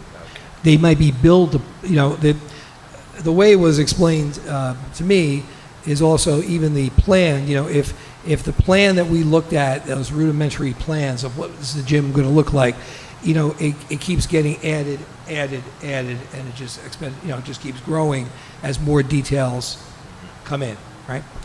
So, right, these things that are asterisk, I'm sorry, the things that are not asterisk are required to be done for the state to approve plans. So the asterisk areas are the fees that the firm is charging, right? Am I backwards on this or am I right? For the work they do to get their end to get this stuff done. I'm sorry, the asterisk was just to indicate what fees are paid directly to the architect. Yeah, the architect. Versus to a consultant or the state themselves. Right. All this stuff has to be done for the application process. Right. These are all mandated reporting that has to be done before they will look at the applications. Right.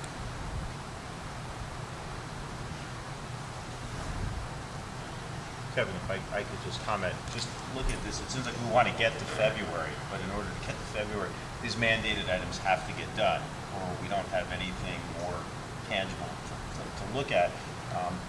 By approving the motion, is there anything to say that at future meetings we can't status this and, you know, we'll get expenses and where we are into it?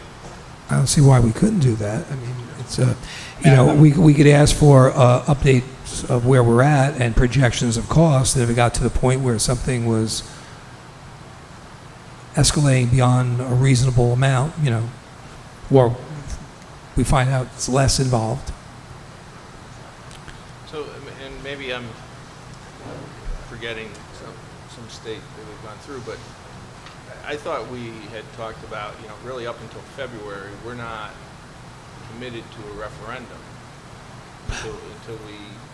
That's why this is called at-risk money. I mean, Right. if we're not, my estimate would be that if we're not going to send things off to the DOE, we're not paying $149,000 because we're not saying them anything for a final adequacy review.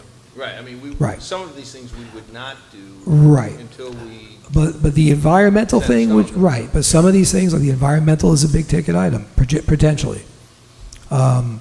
Those are things that need to, that's the biggest ticket item on the list, next to the state fees. But they're required, They're required to be able to send. the plan, and to do the Yeah, plan, for in the other words, adequacy review. right, but we also wouldn't know, like, what's it gonna take to dig up the field if we don't know what environmental impact it may have, or what's in the soil, or, some of the, for example, that the site investigation also looks at your I mean, again, that's a relatively small cost, but it looks at your infrastructure. So we have a chiller that we say can cool the mortar wing if we remove the facade with the air conditioners. But now we're going to look to make sure that chiller is powerful enough. Where would the ductwork go?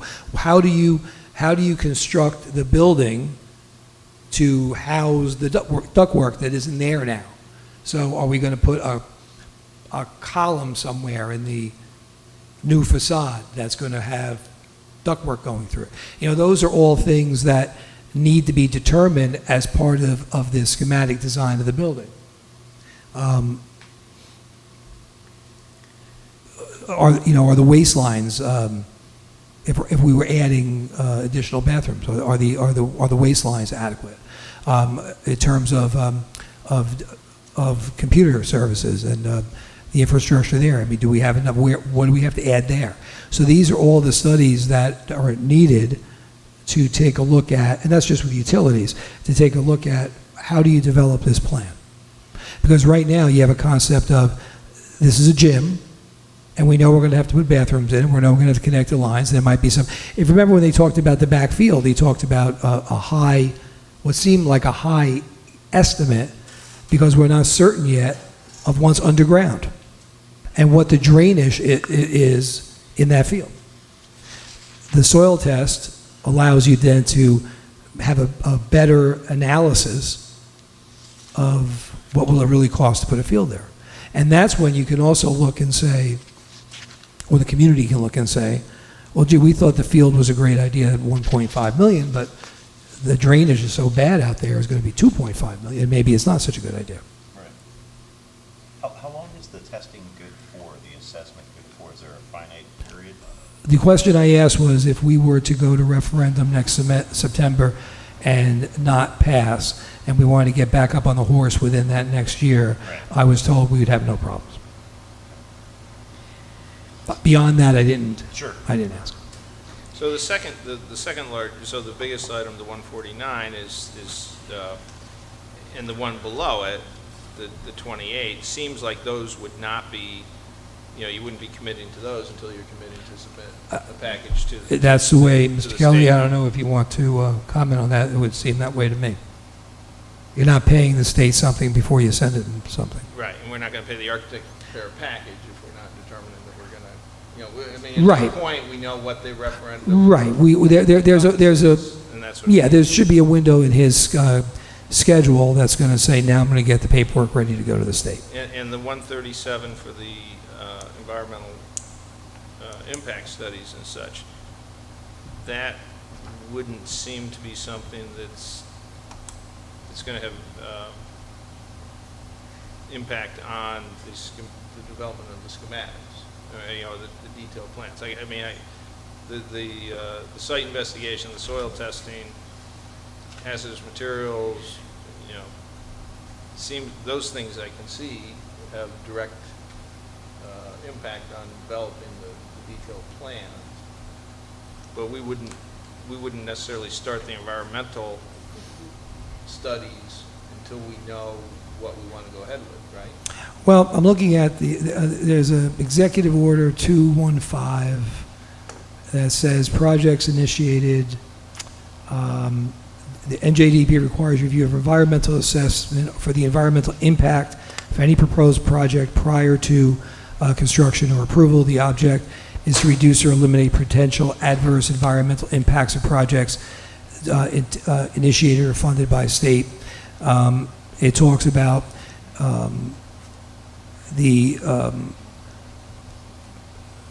again, I'm skimming through some of this stuff.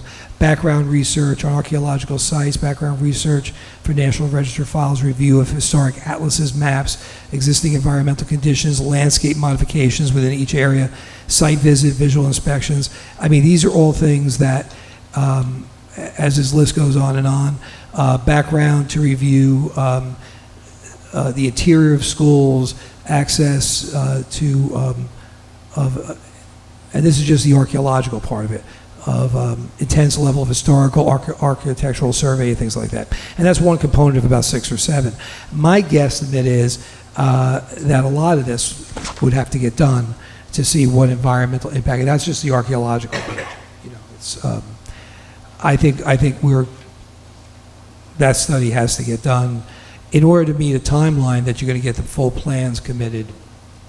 And there could be, see, any of these studies, in my understanding, could have a positive or negative economic impact on the project. Because you may find that in order to put something in, you got to remove certain soil, or you can't build over here, or, you know, and that's going to either increase or decrease the potential cost of the project. And the only way we're going to find out by doing the study.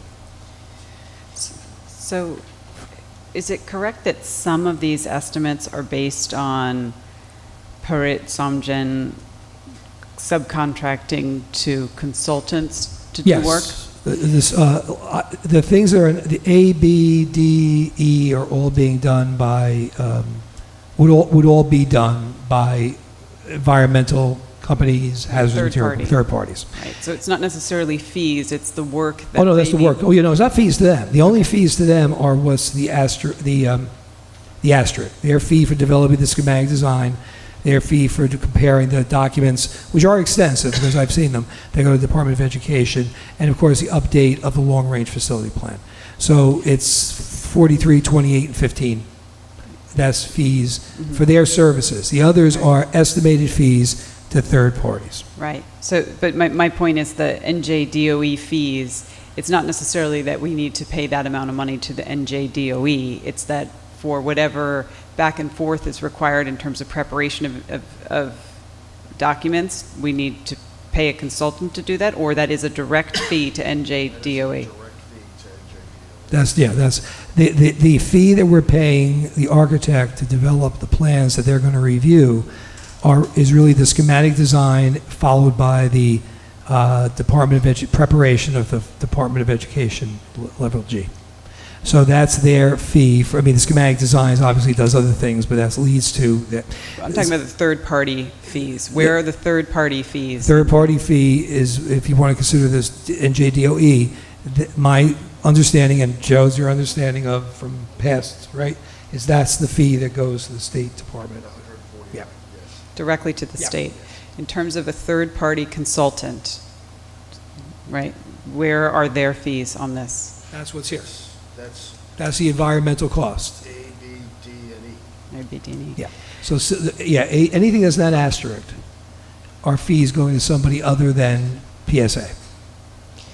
So in terms of the fee structure for the consultants that would be passed through PSA, what sort of transparency do we have there? What sorts of controls do we have with respect to that? We would have to agree to who they would choose. Okay. Because we have done, Joe, can you talk a little bit to the due diligence of the rate structure that PSA has and how we've evaluated that to date? I will say these numbers that PSA has pulled together are based on estimates they've gotten from different service providers. Okay, so these are quotes, the best, most advantageous quote. So these represent quotes that were competitively solicited through PSA. Yes. Okay. Right, and we would review those. Now, for example, and again, I don't want to, before we approve even the motion to go forward, I want to be careful of talking specifically about third-party providers. But for example, we have worked with third-party providers who have a history of our asbestos, for example. And, you know, in terms of working with a provider who can come in and know that doesn't have to look at every nook and cranny, therefore gives you perhaps a better estimate. And that was taken into account here as well, should we decide to go with that third-party provider. So if we were to authorize moving forward with the conceptual designs, there's further authorization for some aspects of this in terms of looking at what those rates are that the third party is making through PSA? We would want to have a more detailed analysis of how they chose who they're going with. Okay. Yes. And we would want to, I think, be clear on the conversation that we had with documentation. Would PSA actually manage the work, though, with the third parties? They'd manage? Yes. It looks like we have a timeline of, they would want to start the investigation for the environmental stuff on November 13th, and sometime between December 11th, 2017, and February 12th, they expect to have all their answers to the environmental questions, and then they go ahead and get a DOE fees assessed based on what they found. That's why I'm reading it on here. Does it seem right? Yeah. No, that's different than my understanding. Did you say in December they would pay the fees to the DOE? No, they would put an application in, I guess, with the new information of how the environmental investigations went, and then get a new number, higher or lower, hopefully lower. In terms of the total cost of the project. Right. So that's what it looks like from what I'm reading. Thank you.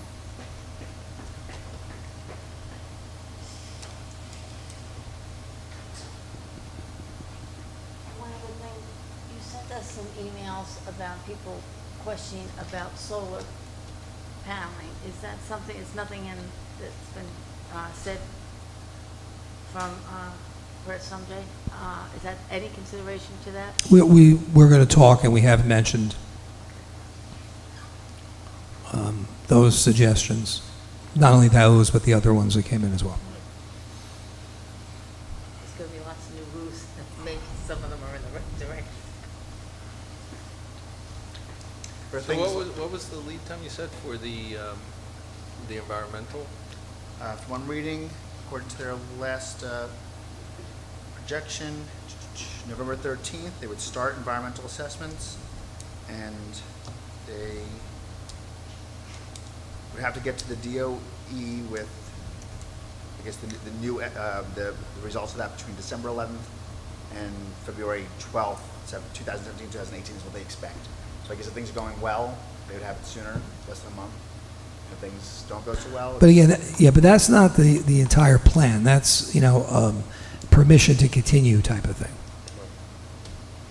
With in other words, it's not the schematic plan going to DOE in December. It's the environmental results, correct? Authorize Arch to prepare DOE of projects, applications for all schools, including the referendum, design advance, schematic design phase with updated cost estimates. All right, so they would get new numbers based on the results. Right. So when you say the environmental, you're talking about like an environmental hazardous materials study of the building. Right. And the grounds. Is everything A through E? Or D. It seems to me we can't do. Is E and D, I think. They're two separate check boxes on that. But D, it seems, if it's an environmental impact report. Right. It seems like that can't be done until we know that, using your example of the field. Mhm. That can't be done until we know what the scope of doing the field is. It's going to require this, these different. Well, for example, when they're talking about environmental impact, there was if we have artificial turf with drainage running out to, the street, how does that impact the runoff? How does that impact the community? Now, for example, there was a big to-do down in Belmar this summer about people who wanted to put turf, it was on the news, because you can't really grow grass well down there. They were putting artificial turf, and there was a municipal discussion about that the runoff of the stuff in the artificial turf was going to be hazardous to the runoff water into the drains and things like that. So, you know, I mean, again, I'm not an engineer, but that's the type of thing. What would be the environmental impact of putting a big wing on Pierpont, and in terms of water and storage and waste and, you know, that sort of thing. And that would decide or help decide, I would imagine, where they go forward with it. So I think some of it, but you see, here's the other issue. These fees all have to be done, and whether they're done pre-February or after February, they're all done before the vote. In other words, you can't go forward with the final plan. So these are still what they call this risk fee, where the referendum fees, they're no risk because you already know how much money potentially you have coming in. I think that the due diligence, though, that we need to do with respect to these numbers are to make sure if there is a decision point around February when we say we're going to do, you know, option A, option B, or option C, that we don't absorb expense for an option that we're not going to pursue before we actually take it to a vote. Meaning, if in February we should decide, oh, you know what, we're going to leave these 4 projects off the table, we shouldn't, before February, go through some of these other avoidable steps for those pieces. And I think that's a very fair point. So I think with respect to what we're talking about tonight, I recognize that, you know, my understanding is that conceptually we all want to move forward, move the process forward. Perhaps what we could do, just to give us some comfort that we are controlling for the unknowns at this point, would be that we would perhaps put a motion out that we would authorize moving forward with this conceptual design development, but that at least until we meet again with more information, we're not authorizing any environmental work for D or any NJOE DOE fees, since those are the 2 big numbers, at least until we meet again with more information. So perhaps at the November meeting, if we have more information and perhaps PSA comes forward and says, you know what, there are aspects of that do need to be done before a decision in February, and here are those aspects, we can at least be a bit more informed about those points. Well, yeah. And then just one other point. In addition to holding off on certain aspects of this, at least until we can meet again with more information, maybe we also want to, again, to give the board comfort that we would require that PSA shows us the competitive pricing that they have in the event that they're going to be sort of passing through any work to a third party, you know, over the course of the next few months. Okay, let me just, so I could, you know, be clear on how I'm speaking with the representatives from PSA, right? Mm-hmm. The 2 major concerns are when are we paying for some of this stuff, you know, and what happens if at some point in the process we decide we're moving away from something. Right. Okay. So when do these fees, when is the totality of these fees incurred? Okay. And then the second, well, I guess that's really the big question, right? And then the second question would be in terms of what is the process for the selection of the third party? Right. Right. I mean, I think the third point is, I think everybody, at least I don't want to speak for everybody, but from what I've heard, it seems like everybody is eager to keep the process moving. So I don't know that there's a whole lot of interest tonight in stopping the process. So I guess what I'm suggesting is that maybe we come to some agreement as to what we are sort of authorizing tonight and what we will revisit in a month with more information to make sure that we're comfortable for the... Well, let me make a suggestion, and I don't know if, Mr. Kelly, if you want to stop me before I make a suggestion. Because I don't know, maybe that Matt was saying, you know, stop me before I make the suggestion. I mean, one thing that we could do, understand that this information, I knew there was going to be cost associated with preparing some of the items. And I also knew that there were going to be a great deal, and it's just speaking to colleagues, of required regulations that the State Department, and in New Jersey there's a ton of them, that you have to do in order to go forward. What I had no knowledge of was what that meant was. I don't know if this is, I had no reasonable expectation. We haven't done this, right? Okay. And when we did do it, it was 15, 16 years ago. So even if we dug those prices up, I'm sure a lot of regulations and a lot of costs have changed. I don't think we want to slow down the process. I don't think we want to walk away from something because of money that we know we were going to have to spend, we have to spend. But I think we do have some valid questions. And we had a meeting today at 2 o'clock. That's when I really found out about this. I had a little lead-in last week so I could think over the weekend. So what we could do, and we're going to see the whole architectural firm tomorrow and Wednesday because they're down at School Boards Convention.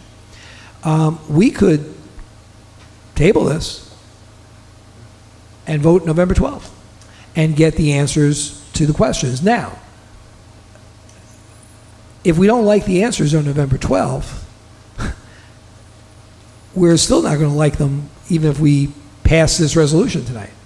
We're going to have to decide that we're going to live with those answers and move forward, or we're not, right?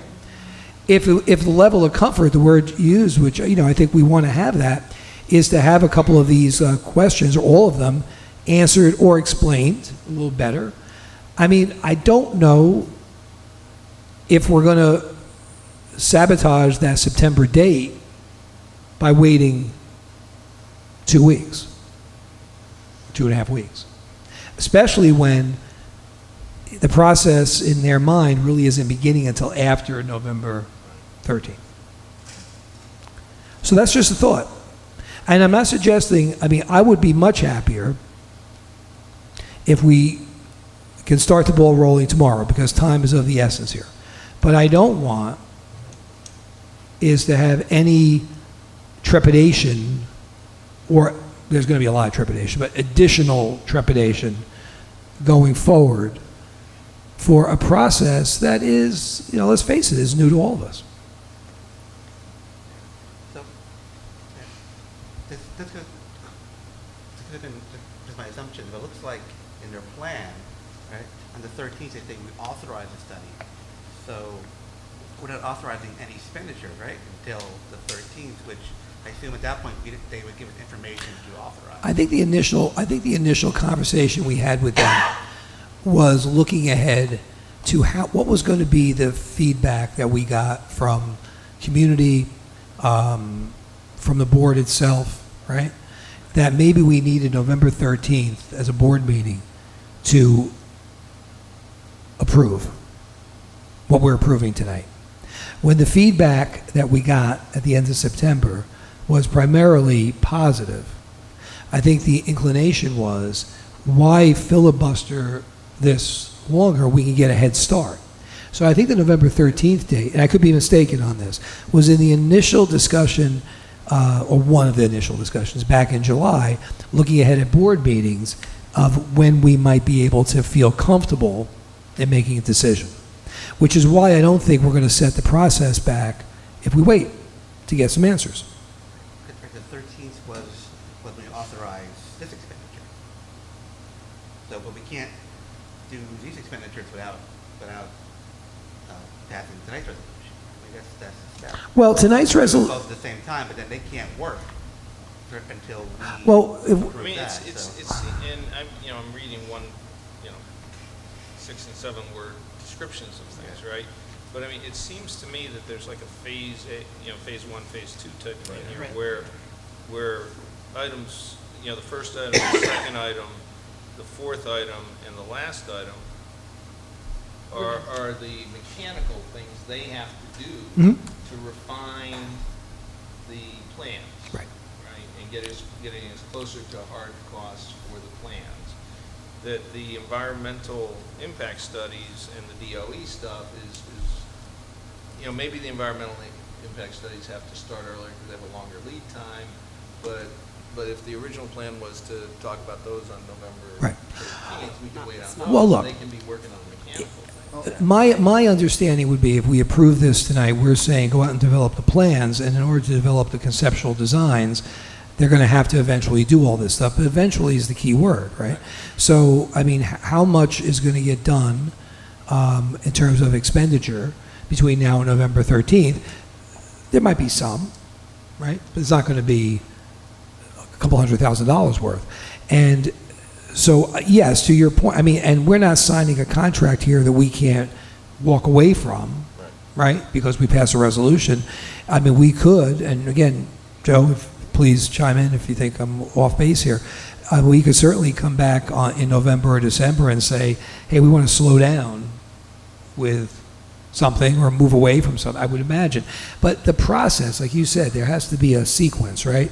I don't think any of us are 100% certain of how that sequence matches cost, right? So when is something getting done and when does it have to be paid for? But we could certainly approve the resolution that we want to go forward, have a conversation, and say, listen, you know, let's move slowly and maybe invite, you know, Mr. Carton or Mr. Chapin to come to the meeting where they could directly not make a presentation, but answer specific questions that they could probably explain a lot better than I could.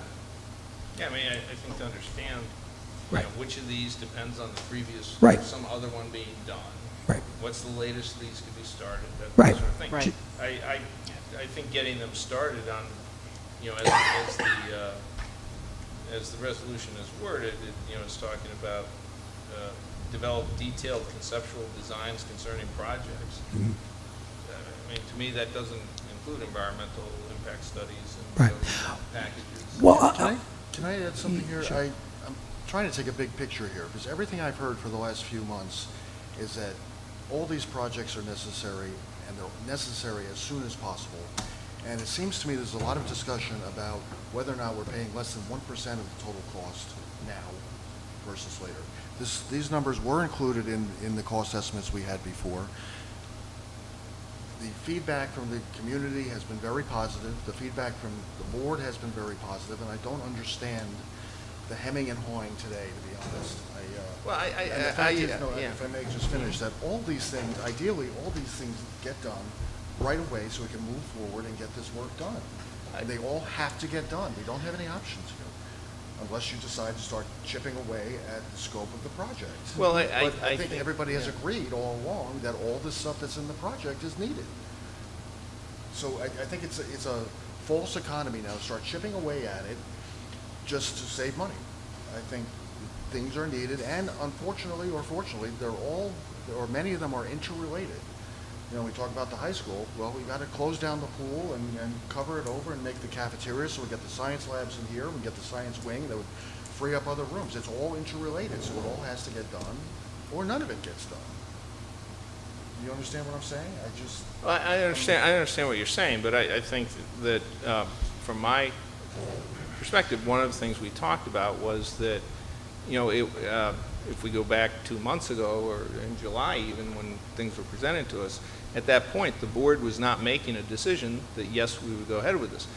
I don't think anybody's questioned the benefits of these, and as you pointed out, you know, there's a large DOE you know, involvement with this because so much of it is program, you know, centric, and I think we all recognize the value of having it, and we're trying to balance that against the cost of getting it, right? And so we we as a board have not yet said, yes, this is what we're proposing to take to referendum, and we talked about the board having that, you know, that option being open right up until we said February.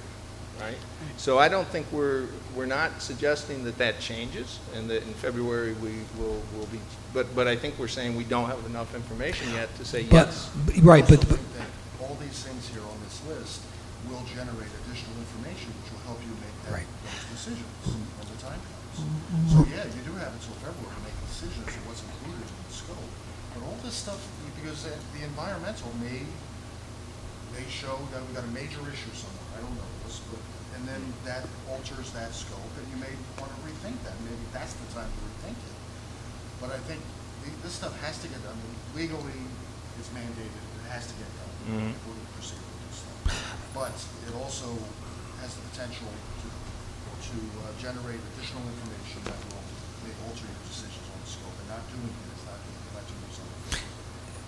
Yeah, and I think that is the point, that we're not going to get the plans fully developed on projects that we might decide that we're not going to pursue, but we're not going to have that full detailed information until we do the some of this project. For example, even in terms of the elevator of the external part of Sylvan School, you know, putting that structure, going down, check the ground below it, you know, that's got to be done before we could decide. And in terms of how the building and the ground supports the elevator and the tests that have to be done for that, may determine whether the price of the elevator escalates or decreases. Right, but is that the soil testing investigation and the site investigation? Yeah, they or do is that boring. the environmental impact? So that's the environmental impact, I believe, in terms of they're doing borings. I think. No, that's the soil testing. I think the issue is not one of support or lack of support for the overall effort. I think we just want to make sure that, because this is a decision the board is making, not a decision that we're putting to vote, we just want to make sure that we are sort of moving at a pace that we're comfortable with, Right. considering the fact that we really are representing folks other than ourselves in this decision, right? And so my personal feeling is that since there are questions even among us about what these categories represent and when they kick in, we would all have a greater level of comfort if we could better understand when these things happen in the process. Which doesn't, I don't think that means that we need to wait until the November meeting to get started on anything. I just think for some of these big ticket items, we should ask for additional information and ask that those aren't the areas that are worked on over the next 3 weeks until the next meeting, when we can, and ideally we can get more information in between the meetings so that when we meet in November, we can say, yes, full authorization to go, or no, let's reconsider or have more discussion. What I would like to do is find something to do tonight where we don't slow down the critical path, but we give ourselves a little bit more information for the balance of the authorization or the sort of the green light to move ahead, understanding these costs. But tonight, all we're approving is the LRSP update and the schematic design. That's $68,000. The next meeting, we're approving.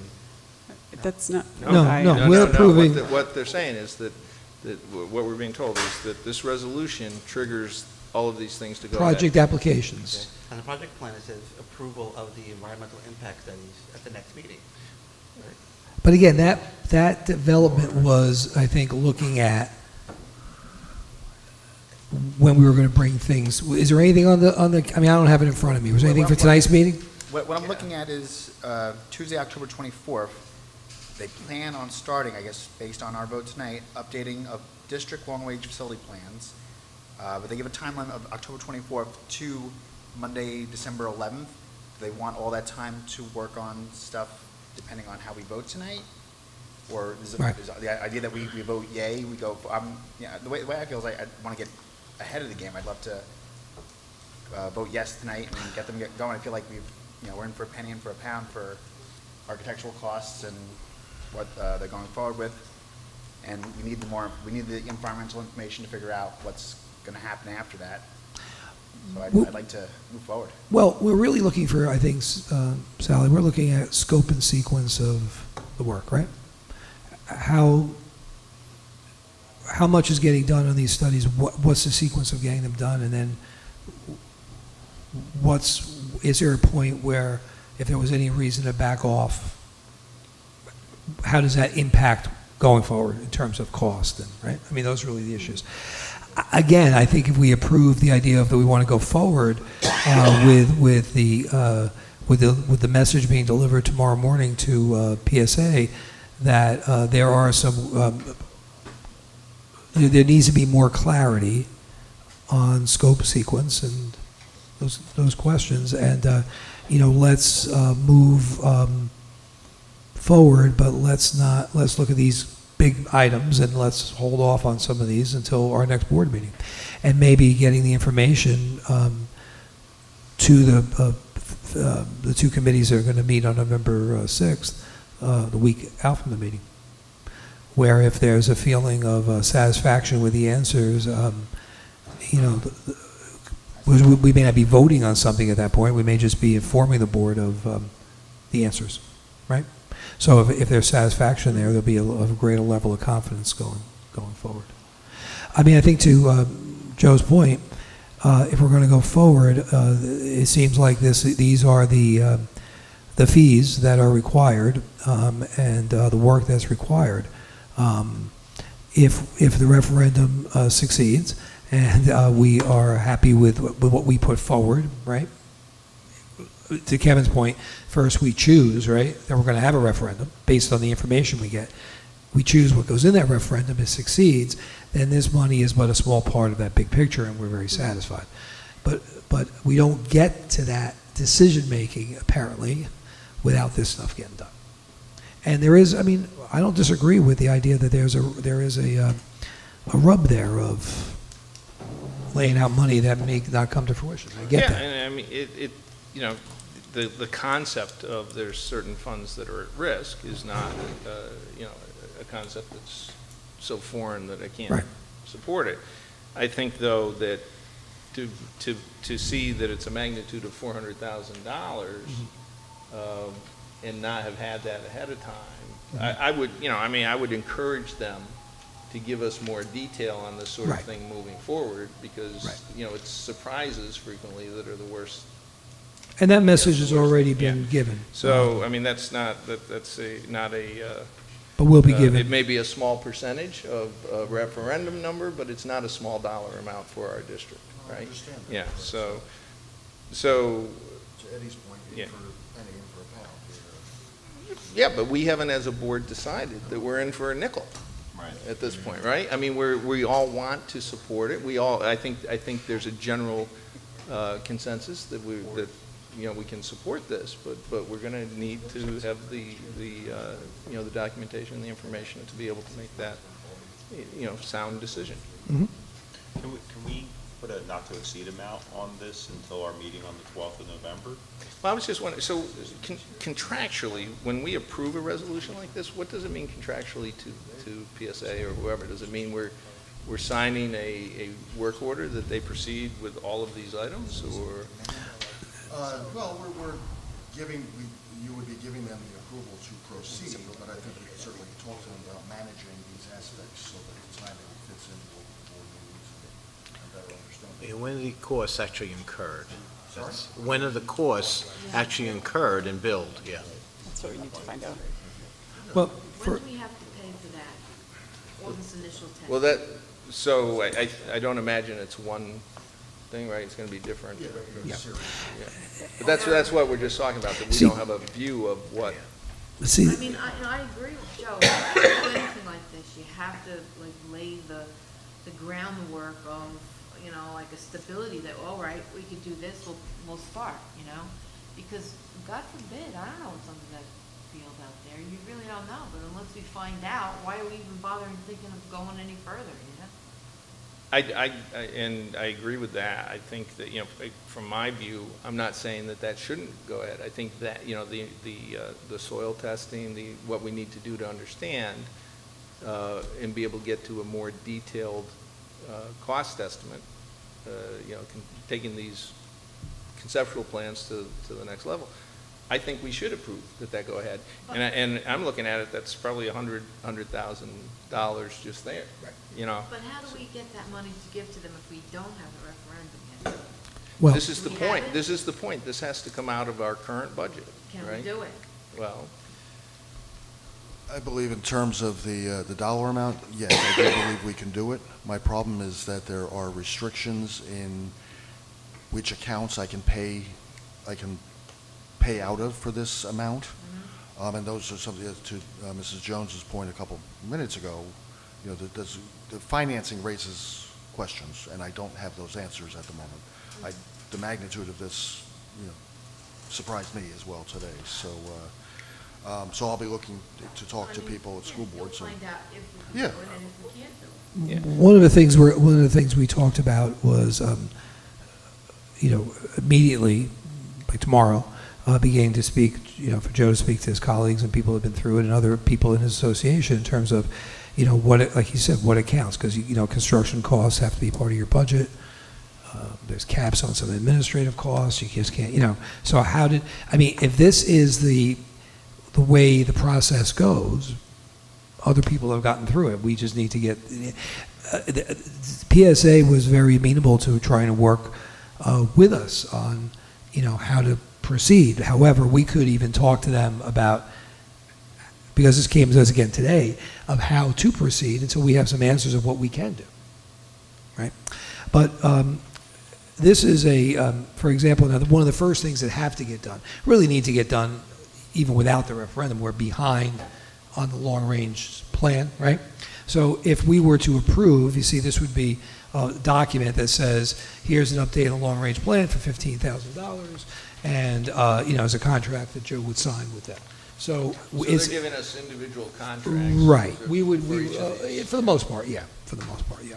So I mean, we would have, and what we would, I think what we can do is talk about starting on this facilities plan update, maybe holding off on some of the others until we get the answers. I mean, we're talking a week or two, but at least the facility plan could get moving, which is key, which is really the first step, you know, before the state would even entertain looking at your plan.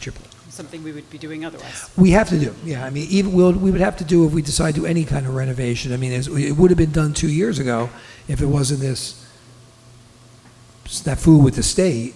But now, you know, if you're going to go and do a project that they won't approve unless it's done, they have to work with you in getting you in there, which is like I said, a whole other story. So. Is it 11 o'clock yet? We could talk for So- 15 more minutes. That's an unwritten rule, though. We could extend that. So, It's helpful. Is the board willing to approve this motion with the understanding that we hold off on the environmental, the DOE fees, that comes later anyway? So- Right, well, that's what just that we're not The committed LRFP, to I them. think the LRFP update moves on a separate track, so it doesn't have to start on November 13th, whatever it says, as long as it's done by the time. So we hold off on those things, but we can proceed with the others, which are all relatively small dollars. Right. I'm yeah. So the, But I think even for the LRFP, we're saying that needs to be done anyway, so. Yeah, I think we need to do that. Well, actually, we got more answers. So just in terms of managing the outflow of cash, we hold on to the Okay. LRFP, we hold on to the environmental, so we get more answers. We hold on to And we the, hold on to the DOE, which is, that's later anyway. Right. And let them proceed with the others. Yeah, I mean, which is, I think, what makes sense, right? So they can get the mechanical stuff done they need to That's a good approach. keep the plans moving, to get closer to real costs, better cost estimates, I should say. we wouldn't want to do the LRFP? You want to hold it? It'll get done, but, I mean, I'm just, as I said, just in a cash management. Okay. From a cash management perspective, we wait a month. So we They can work independently of everything else. so we can start moving on the smaller ticket items. Is that what you're saying? Yes. I can't, The smaller yeah.